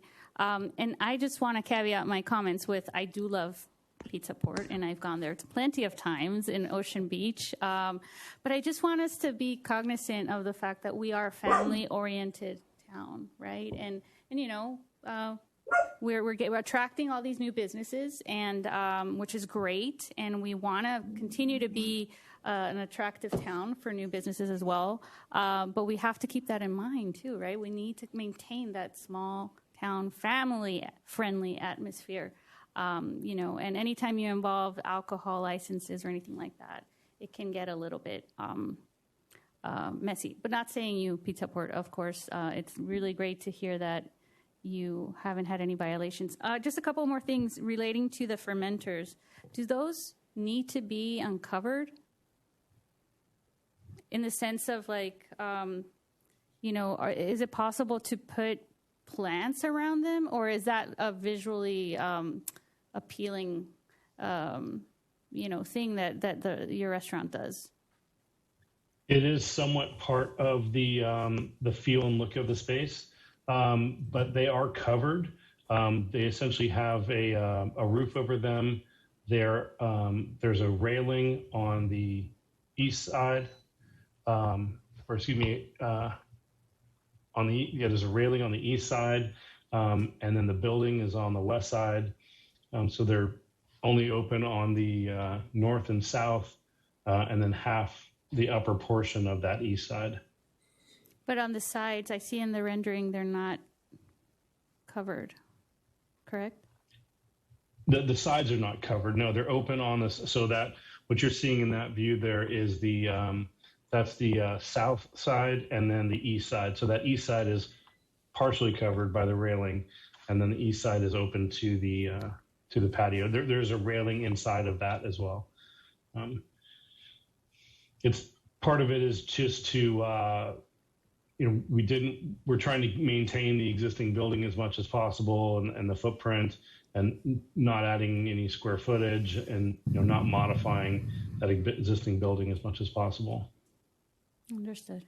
Okay, thank you very much. That's it for me. And trying to get them in as tightly and as compactly as well, as opposed to, you know, doing a much larger one spread out. That's one reason why they're stacked. They're not usually stacked. Oh, got it. Okay. Okay, thank you. Thank you, council members, for the questions. Mr. Hawk, while you're still on, and I know this might have been discussed in the design review committee, or maybe not, and that goes to the question that my colleague was just asking you about, which is the exposure of the tanks. And I guess my question is whether it would be possible to put some sort of slating, slanted slats, so to speak, that because some of our public commenters were concerned not only about the site, but also the potential reflection off of those metal tanks. And it seems to me that might go a long ways towards alleviating those concerns, as well as the appearance of the tanks, which are visible from the street at a certain angle. Were the comments about the appearance from the street or from the neighbors behind? I got the impression it was more about a reflection potentially on the neighbors behind. These are a brushed stainless, so they're not a bright reflective material. They can reflect a slight bit of light, but as I mentioned, they're brushed, so they don't have a mirror type finish or anything like that. We could certainly look at some lattices across that side that does face the residential neighbors behind. We could also show some views from there that show that I disagree with being able to see them well from the neighboring property. They are set back quite a ways, and they only extend a few feet above the existing building, well within the 10% limitation of any height increases. But if that was necessary, we could certainly provide some slats along that side on the upper portion that faces the residential neighbors behind us. Okay, I think we should reflect that in the notes in case it does become an issue. And it may not be the north side. It may be that sun's reflected when the sun is coming in from the west and reflecting off of the round tanks into the neighborhood. I don't know. Thank you for that. Back to Gina Marsaglia. Thank you for your comments. And sure. Especially the experience that you've had, 34 years in this business. I guess the question to you, and this gets back to the brewing methodology that's proposed here. Have you used this same methodology in other areas that are abut against residential neighborhoods? We have, and it's actually the same. We've had a few different tank manufacturers, but as technology has increased, I think they take the opportunity to minimize the impact on the community. And, we've grown super organically. We don't really go into areas that we don't think that we're serving a need for the community. And I really do think that, I appreciate everyone's comments and the concerns, but I also think that there's ways to mitigate some of the concerns as far as, we have 100% flexibility on how many times we brew a week. And, and if it was something that just people didn't want a brewery on site, which I haven't really found most communities, and it kind of some of the comments made me realize why there isn't a brewery in IB is, it really doesn't make that much impact on what you get out of it. It depends on if people like something. I noticed there's not really a bakery on site either. And I think a bakery, it might have more smells than even sometimes a brewery would, but everybody loves those smells. We're more about serving the community and creating a space that is lacking in the community. We seeked out IB several years ago, and once this space became available, and I thought it was the perfect gentrification of the area and the location, and I really feel like that's when we really look at an opportunity for the community, but also to fill a void that's missing there. Yeah. So that was our primary interest in going there, and then just seeing the building was really old, and for us to be able to go in and update the things necessary to even make anything work there that really wasn't functioning at the height that's what it could have done before. So I don't know. I think that it's good that people look at everything, but I really think that we're filling some voids that will be beneficial and appreciated in the future. Thank you. Well, with every project comes questions and impact, some unanticipated impacts. So we're just trying to explore what those might be, including the anticipated ones and the concerns raised by our community. We have had brewery concepts in this community before, and if you're interested in a real brewery, I would suggest to you a site known as Bikeway Village, where once upon a time there was a full-blown brewery and restaurant proposed for that site. So if you're thinking about expanding or another project in the community, let's talk further about that site as well. But what? Yeah, we did. Oh. We did look at that project, but I really like to take old buildings and modify them to keep them within the guidelines of what still fits in that area and just make it more organic. But I mean, new developments are great too, but we've generally taken old buildings and just made them look good and kept the history and whatever we can to make it work for the community. Okay, so let me ask Ms. Ayala then. You presented this project to the Design Review Board, and the conclusion was that it's not manufacturing because the 100% of the consumption of the brewing aspects are internal to the project, and nothing's going to be sold outside of the building. That's a real technicality in a sense, from a common sense standpoint, in terms of what separates manufacturing from whatever else. So I think that's a legitimate question that some people have raised, and I think the response is that it's for internal use only, but it's still whether it's internal or external, it's still a quasi-manufacturing process from a layman's standpoint. So we'll take cognizance of that and keep a close eye on the impacts. Right. I think. Oh, go ahead. Just making a comment. I'm getting a nod yes from our assistant planner, Ms. Ayala, that's something that will be monitored. You don't really need to comment on it unless you want to. Another sort of barb at, this one is a little bit of a barb at our planning people. In the last several projects, we have asked for lighting renderings of what the project will look like at night, and I'm a little disappointed at a design review board. Maybe it just shows a lack of communication between the council and the design review board, or between our staff, council, and the design review board, because there should have been a nighttime rendering of this project so we could see what it looks like, since a lot of the operation is going to be after dark.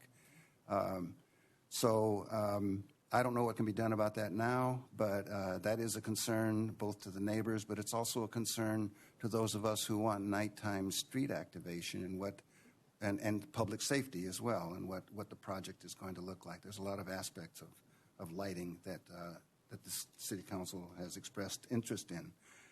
So that's kind of a missing piece here that we really need to see in these projects going forward. The parking issue, first raised by my colleagues here and by some of the public comment. I looked at the occupancy as well. I was very amused when Councilmember Fisher brought that up. I did a little count myself, and I counted about 79 or 80 inside seats and about 85 outside seats, around 164 total for maximum capacity. And even if you cut that in half and just said 80 people, and if you divided that by 3, assuming everybody carpools, 3 people a car, et cetera, we're looking at, somewhere between 25 and 30 vehicles, and 8 spaces, including a handicapped spot. So there is a practical issue regarding parking here, even though it may comply, and only because it's a renovation of an existing facility that already had parking. That's another technicality here. If this was built from the ground up, there might be other requirements that might have to be met. But it might have to be a CUP, and we may even want to do a CUP here, because it seems to me that even if this business is 50% successful, there's going to be an impact on the neighborhood and on neighboring businesses that also don't have sufficient off-street parking. This gets to the question we've raised before of when do we begin to start cannibalizing ourselves regarding our businesses and parking when we just don't have the parking structures or the parking lots or the parking availability on our small lots. So I love the design. I think the design review board has done a great job of getting this ready for the council. But the big issue of parking is right in front of us once again. And you had mentioned, Ms. Ayala, the conditional use permit approach to bring in the question of parking within 1,000 feet. How would that serve our concerns, in your view, about the parking challenge that this project might present? Well, with the CUP, essentially the applicant, if you guys requested that, they would apply for the CUP, and that would allow for them to analyze the area and see if there are any parking structures located within 1,000 feet. That's what's stated in our municipal code. If there were, there are actually, and so that would allow those parking spaces that are within 1,000 feet counting towards satisfying the parking requirements for this project site. It would also allow them to look at other transportation management demand strategies as well, such as nearby bus stops and other programs that they may offer, such as offering public transportation passes to their employees if they wish, other ways to sort of try and mitigate some of that transportation demand that would come from the restaurant. Yeah, and if I could add on to that. So our code says, obviously there needs to be parking within 1,000 feet. But then it would say then the applicant would provide one or more transportation demand management strategies. They're providing some by providing bike parking, but the applicant actually did offer, we talked to them earlier, that they would be willing to provide bus passes, I think, to their employees and other TDM strategies as part of this permit if we wanted to add it to the resolution. And maybe the applicant wants to expand upon that. But that's what the CUP essentially would do. It would add conditions for those strategies. How many employees are we expecting on average in this business? I would ask the applicant to respond to that. Dustin or Gina? Yeah, 1 second. I thought we had that in our operating plan at one point, but slow hours are 4 to 8 and peak hours are 7 to 10 staff max. So 10 at the maximum. Okay. It's listed under statement of operations on the first page of the plans. So conceivably they could take up all your parking spots. Historically, our employees live locally, and so they commute to work via feet, like by foot or bike or even skateboard. But it would be hard. That would be something that we could really look into and give you an answer.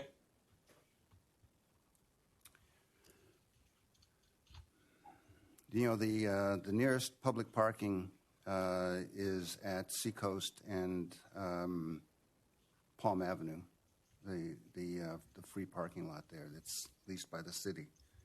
That's 600 feet away, did you say in the staff report? Yes. 600 feet is 2 football fields, right? 200 yards. Mm-hmm.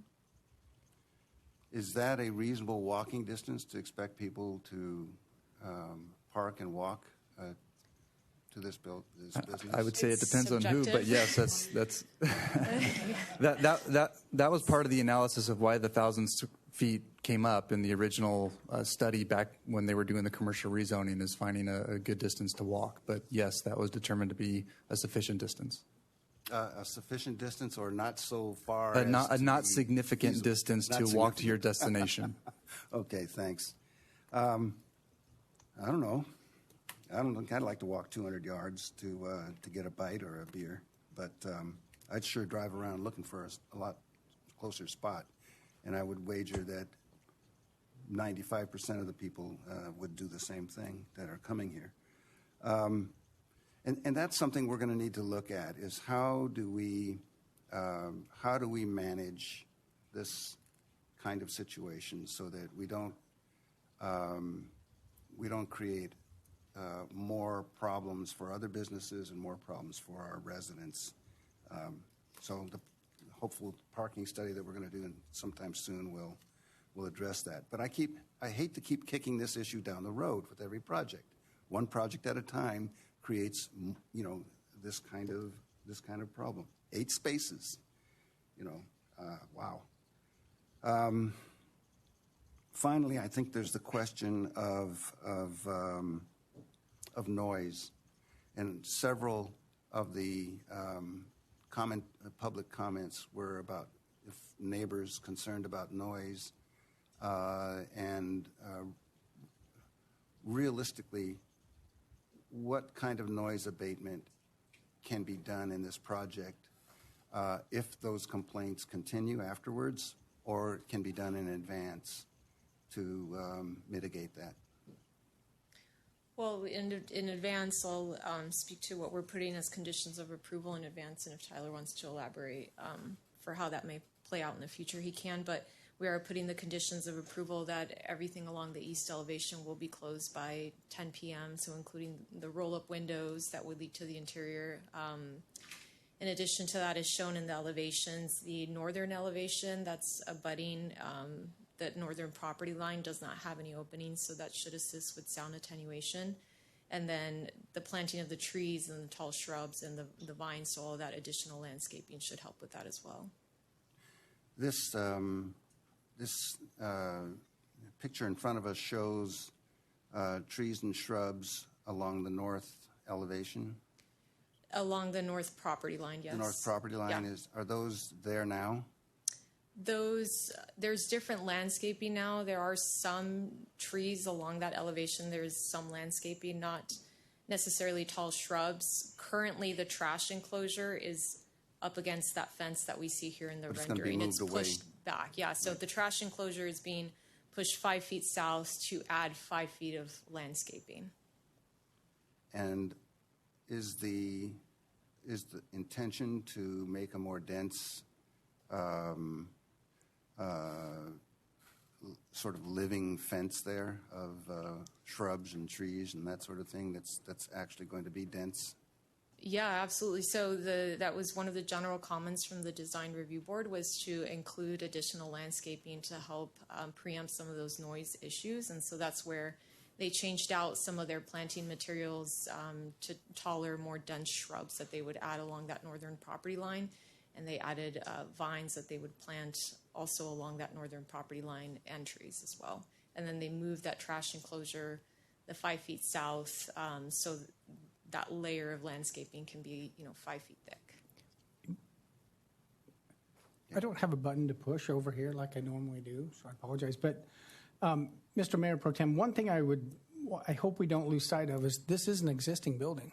And so that, there's some constraints. We're looking at the building the way it is now. It had a cafe in it and had another, I think it was the TNT surf shop. And so it's hard to create more space and more parking out of an existing condition. I think what we're trying to do is, again, an adaptive reuse of a building that is empty right now, and trying to make the very best of the situation, trying to listen to the neighbors. You can see where the trash container is now, trying to move that away from the property line so it can be better, trying to improve the landscaping, trying to deal with an existing situation is challenging, but we want to do it in the most respectful way of the neighbors possible. And so we're trying to find that balance, and that's what's difficult. I agree. When we're building new things, we've got to make sure that we are mitigating as many concerns as we can, but there are some existing constraints, and that's one of the real challenges of dealing with an existing site. Yeah, thank you very much for that, Mr. City Manager. And indeed, this is an existing building, existing parking, et cetera. But even as the sponsors imply, and as we can readily see from the renderings and the seating and everything, This is a transformative use of this piece of property. They're transforming it from essentially even when it was in operation, a much lower intensity of use and customers than what they have in mind. So I think it's entirely appropriate for us to be concerned about that and not just to rest on the fact that it's an existing building with existing constraints, et cetera. Yes, that's true, but it is a transformative use. And that should be a factor when we look at these projects in our very, very tight visitor-serving environment. Even if it is renovating an existing structure into a more upscaled and probably much more popular and attractive business, there are still impacts. And we are the final repositories of the public wrath when it comes to those impacts. So you'll understand, I think, the owners and the architect why we are spending this kind of time this late, talking about this.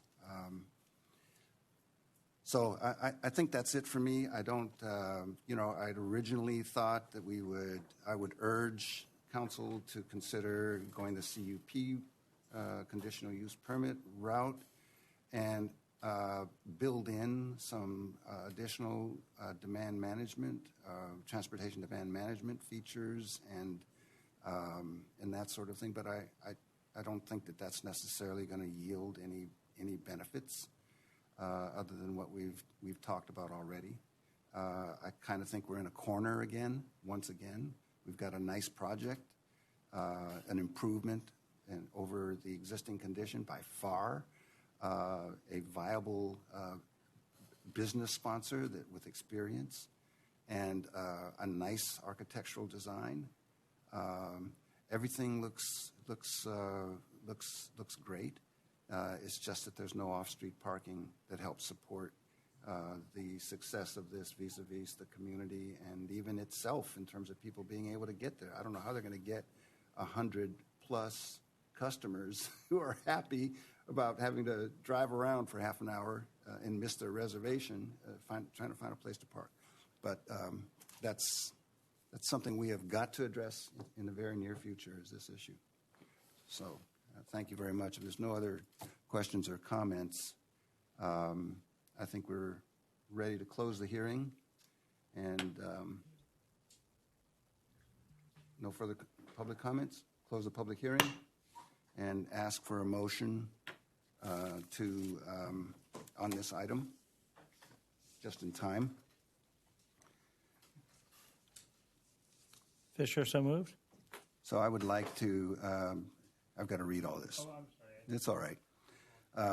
So I'd like to entertain a motion that the City Council adopt Resolution 2021-35, approving design review case, site plan review, tentative parcel map, and categorical exemption pursuant to CEQA guidelines, section 15301, class 1, and 15303 for interior improvements, facade improvements, outdoor seating, new trash enclosure, outdoor fermenters, and an exterior walk-in refrigerator at 204 Palm Avenue, APN 625-023-0300 and 625-023-0400, which is located in the CMU2 zone. A motion?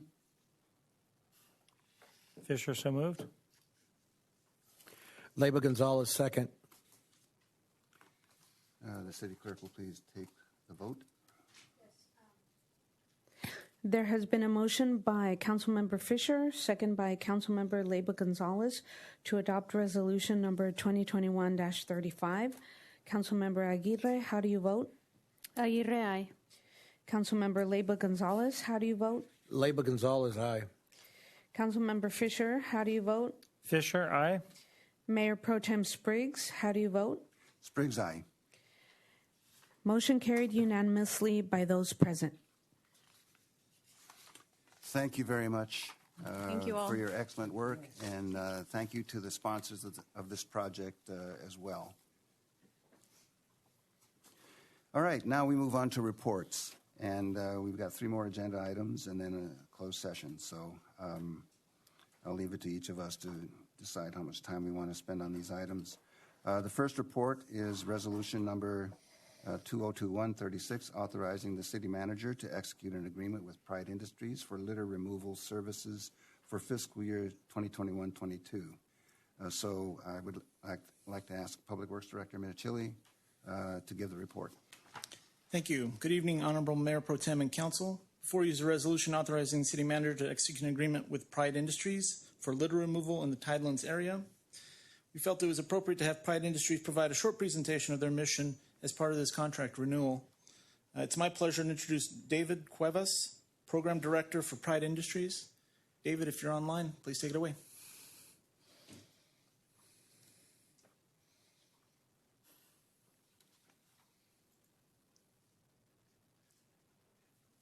Good evening, everybody. Mayor, members of the City Council.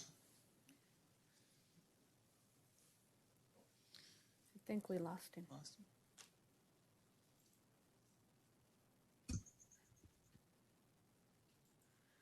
Mr. Mayor Pro Tem, I think all of you are familiar. We wanted to bring this, I know it's a long evening tonight, and this is normally a consent item. We wanted to bring this forward because they do such a great job in our community. I think you're very familiar with Partners with Industry. We're sorry we lost him on the line, but they do such a great job. They've done some excellent things with us. They help us defray some of the costs of our employees, and yet they provide us with great employees. I think Eric's had a very good experience with them as well. And so, sorry we missed them, and maybe we can even bring them to a... He came back in the meeting. Oh, he did? Okay. Yeah. Sorry, I'll let him pick up, but yeah, they do a great job for us. Thank you. Technical difficulties. So, Mayor, members of the City Council, thank you for allowing me to be here and represent the people that we serve. So, like they were stating right now, we're a nonprofit agency. We're currently known as Partnerships with Industry, but effective July 1st of 2021, Partnerships with Industry and Pride Industries will combine operations. And here's a little clip of who we are. So Partnerships with Industry, we've been in business since 1985, supporting people with different abilities in the community. And over that time, we've definitely helped over 12,500 San Diego County residents. One of the reasons that we are combining our operations with Pride Industries is because of the legacy that they bring to the table. They were founded in 1966, and their mission and our mission are the same. Due to COVID, situations that really impacted us financially, so we needed to find a way to promote our services and continue to support the people that we serve. So here's a little information. Together with PWI and Pride Industries, we will provide, people of diverse abilities in San Diego County with greater options, for professional training, development, and employment growth. The combined organization with PWI's legacy of partnering with area employers. Also, Pride brings a valuable supplier diversity to the San Diego market through its facilities and maintenance, supply chain, logistics, electronics, manufacturing. It is our perspective, passions for improving the lives of individuals with disabilities through innovative and employment options that creates a natural union. We look forward to working with employers in the San Diego County as well. So our partnerships with the city of Imperial Beach has been in place since August of 1999. I'm an employee of PWI who was hired in 1997. And for over 21 years, the city of Imperial Beach Public Works has been partnering to provide meaningful employment to the people that we serve. So our clients do our best to come to work on a daily basis to ensure that the beaches, the parks, the pathways, the common areas are clean of trash and debris, and also to keep the restrooms clean and tidy. So the community loves the work that they do each day, and they let them know. I was there not too long ago, and they were just letting me know how happy they were, working there, and that, the people that are there, the locals that live there, and the surfers that enjoy the waves, the lifeguards that keep the people safe, they're always thanking them for the work that they do. So here's some clips of the people that actually work there. So this is Thomas. He's been there, working at Imperial Beach since 2003. He loves his job and wants to retire there. Next slide. So this is Samuel Alarcon. He's been working at the city of Imperial Beach since 2011. He's always smiling. I know they wear their masks on a daily basis to ensure, they comply with safety, but, you'll always find them, smiling and for what he does each day. Next slide. So, and this is Ana Laura. She's one of the newest employees since 2018. She loves coming to work, and, she's made friends, something that she hadn't been able to do, but now working at the city of Imperial Beach, definitely makes a big difference for her. So next slide. And this is Maria Isabel Hernandez, who's been working, at the city as the job coach for these guys and gals that work here. Without her support and without, having her there to support them and ensure that all of the tasks are being, completed in a timely manner and make sure that everything is done accordingly. Next slide. So this was just a quick presentation. My name is David Cuevas. I'm the program director. Thank you for your time tonight. Thank you very much, David, for the great presentation, and thank you and all of the people you introduced, and for the great work that you do in Imperial Beach. We really appreciate it. We see it every day, if it wasn't for that, we would be, wasn't for your work, we would be not the place that we are, not the clean beach town that we are. So thank you very much. Do we have any public comments on this item? I will begin with the members of the public joining us by Zoom. If you would like to comment on this particular item, please use the raised hand option on your desktop phone or app, or press 9 on your telephone. I don't see any raised hands, and we don't have any public comments by email. Okay. So are there any city council comments? I'm not a member of the public, but I do want to, I hope he's still there and can hear us. You have 3 minutes. I do want to thank him. Yes, I'll take less than 30 seconds. I want to thank the Partners with Industry. They provide such great service to this community, and they've always kind of treated us, their employees are just fantastic, and I think we all benefit from it. So hopefully you're still there, and just wanted to thank you. So thank you. Yes, I'm still here. Thank you for those kind words. I'll definitely pass on the information. Thank you very much. Did you have anything to add, Mr. Mitchell? Nothing else. We're very happy with the work they do for us. Okay, thank you very much for that endorsement. Do we have any council comments, starting with Councilmember Leyva Gonzalez this time? Thank you, Mayor Pro Tem. I see them out all over, and just their positive attitude for the work that they're doing. I mean, you can see that, and it's really awesome because they do a great job, and they continue to make our city beautiful, and you can just tell somebody when they have a great attitude, and it's really contagious too. So I appreciate what they do. Thank you. Thank you. Councilmember Guerri? Thank you so much, Mr. Mayor Pro Tem. What a beautiful partnership. It not only keeps our city clean, but it also provides them with the social skills, such as we saw with the young woman who is making now friends.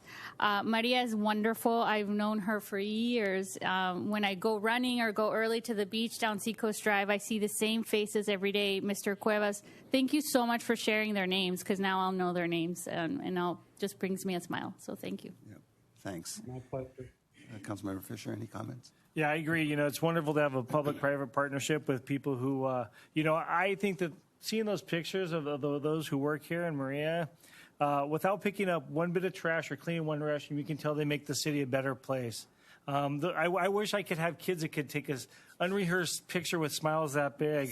And it's so genuine, and I think that's the part of it. It fits really IB because they're genuine in what they do. And so, the partnership this brings, the skills that these people are learning, it's not easy for people to go out and be in an environment where they feel comfortable, where they make friends. And so to see that, to see the pictures, Mr. Garcia, thanks for all you're doing for us, man. We're really stoked to be doing this, and I'm glad that we are doing this. And to Manager Hall, thanks for not just putting this on the consent calendar. This really brightened today's meeting, so much appreciated. Indeed. Thank you all, and I echo all of their comments. This is an essential service, but it also benefits everybody who's doing this work in so many ways. So thank you very much. So with that, I'd like to, do we need a motion or anything? Yeah, I'd like to entertain a motion to adopt Resolution 2021-36, authorizing the city manager to execute a one-year agreement with Pride Industries for beach cleanup services within the Tidelands area, a responsibility at a cost not to exceed $45,000. Aguirre enthusiastically moves. Leyba Gonzalez even more enthusiastically second.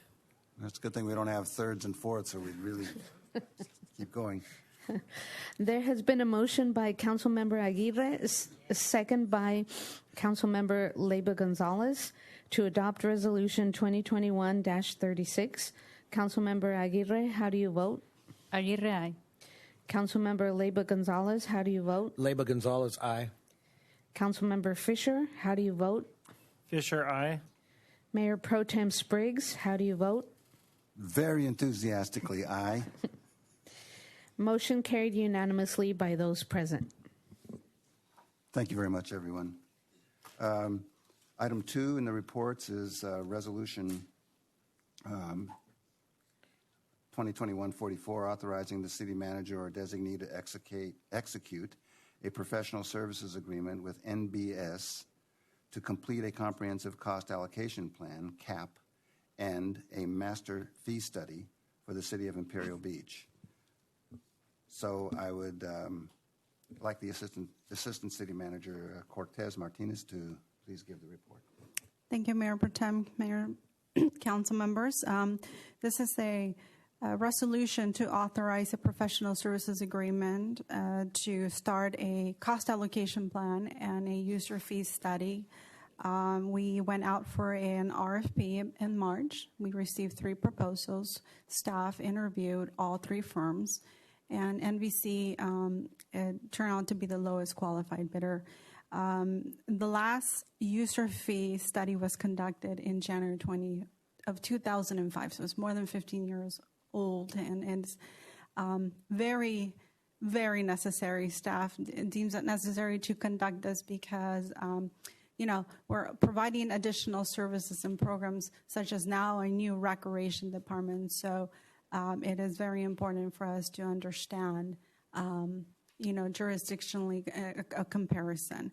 The cap is internal. It's used for budgeting processes. So that will not come back. The outcome of that will not come back to the City Council for review or approval. That's an internal, and it's used through a budgeting process. The user fee does come to the City Council. It will be under consideration under a public hearing and just a full, thorough discussion. And it does take approximately 6 to 8 months to conduct the study. So we'll return to the City Council if Council approves the professional services agreement. And so, again, staff is seeking tonight the approval of entering into this engagement with NBS. Any questions? Happy to answer them. Thank you. Are there any public comments, Madam Assistant Clerk? If there are any members of the public joining us by Zoom who would like to speak on this particular item, please use the raised hand option on your desktop phone app or press *9 on your telephone. I don't see any raised hands, and we don't have any written public comments. Thank you, and I misstated your title. You are the Deputy City Clerk. I'm sorry for that. The item is now up for discussion. Are there any council comments? I'll just let it be open to anybody who wants to comment on this item. I think this is great. Anytime we can get people in here to help our city staff, I'm super excited about it. Something like this where they're going to take a look at the fees. I don't know about anybody else, but over the last 15, 16 years, everything's got up. So I imagine that this, the fees that go up will help pay for this study. And so I'm really glad to see it. I'm glad to see that we're getting to a position where, some of the things that haven't been touched for a while, that the city staff really is being able to pull those up and get them done. To me, that's exciting. To me, that's big progress. Because this stuff's like low-laying fruit in some respects. So the fact that our city accomplishes as much as they do with the small staff as they do, I'm just excited that we're getting to some of this stuff. So well done. Glad to have this in front of us tonight. Any other comments? No other comments? I think it's a great idea as well. These things get out of date, and it's good to touch base with other similarly situated communities and see what their fee structures are, so that we know we're in line. And the internal cost allocation is for us financial nerds, is a way to allocate costs internally in terms of the overhead that every department has on the general city services. So that's going to be a very useful thing as well. Okay, with all that, I would like to entertain a motion to adopt resolution number 2021-44, authorizing the city manager or designee to execute a professional services agreement with NBS to complete a comprehensive cost allocation plan, CAP, and a master fee study for the city. Aguirre, so moved. Fisher, second. Thank you. Deputy City Clerk Carballo, would you please take an oral vote? Yes, Mayor Pro Tem. There has been a motion by Aguirre, second by Fisher, to adopt Resolution 2021-44. Councilmember Aguirre, how do you vote? Aguirre, aye. Councilmember Leyva Gonzalez, how do you vote? Leyva Gonzalez, aye. Councilmember Fisher, how do you vote? Fisher, aye. Mayor Pro Tem Spriggs, how do you vote? Spriggs, aye. Motion carried unanimously by those present. Thank you very much. Our last agenda item before closed session is resolution number 2021-43, ratifying and adopting various personnel and job descriptions, amending the city's FY 2021 salary schedule and minimum wage requirements. So I would like to ask our human resources analyst, Moreno, to give the report. And there you are.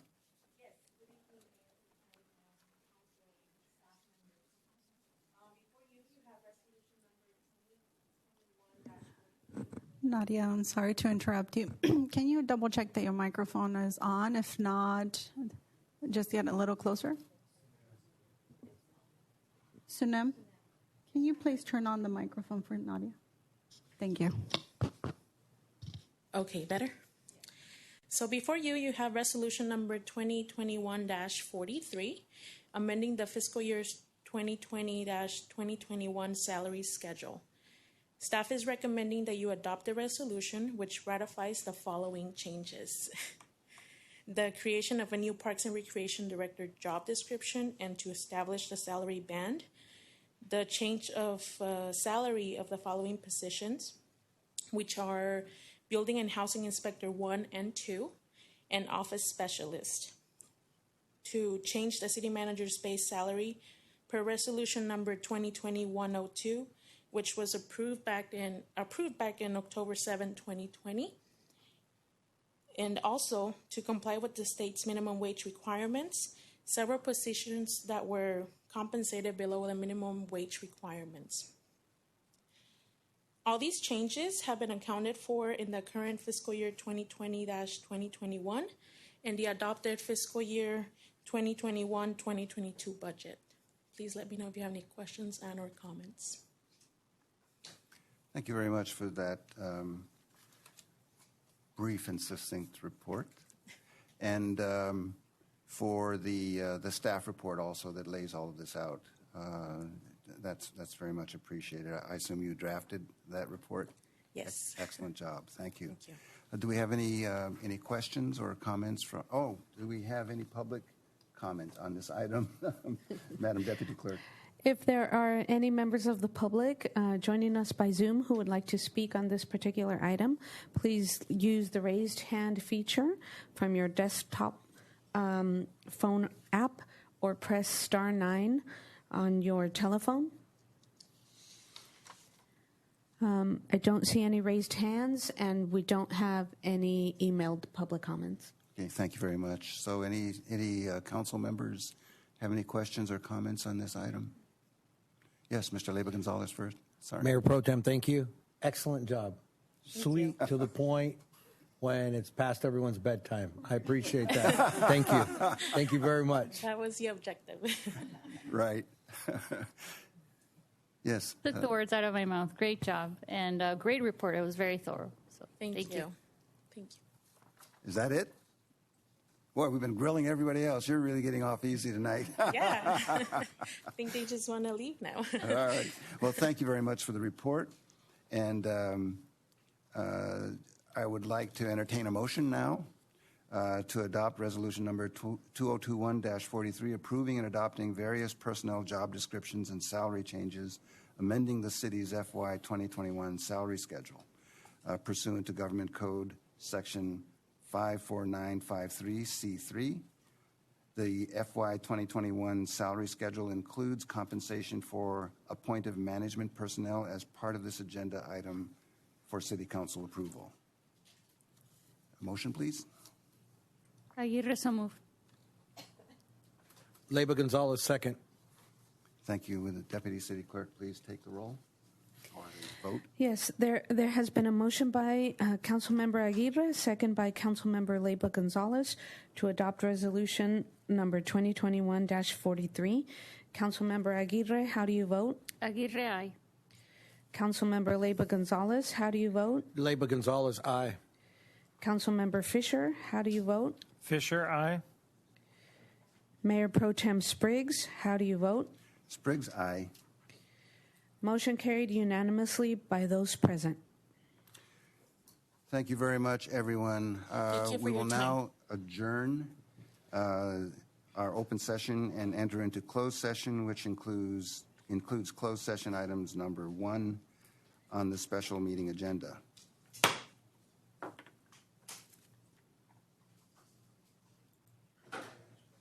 Recording stopped. We're also going to take a 5-minute break before convening the closed session. And we're going to do the closed session right here? Yes. I think Oh, okay. Sandra is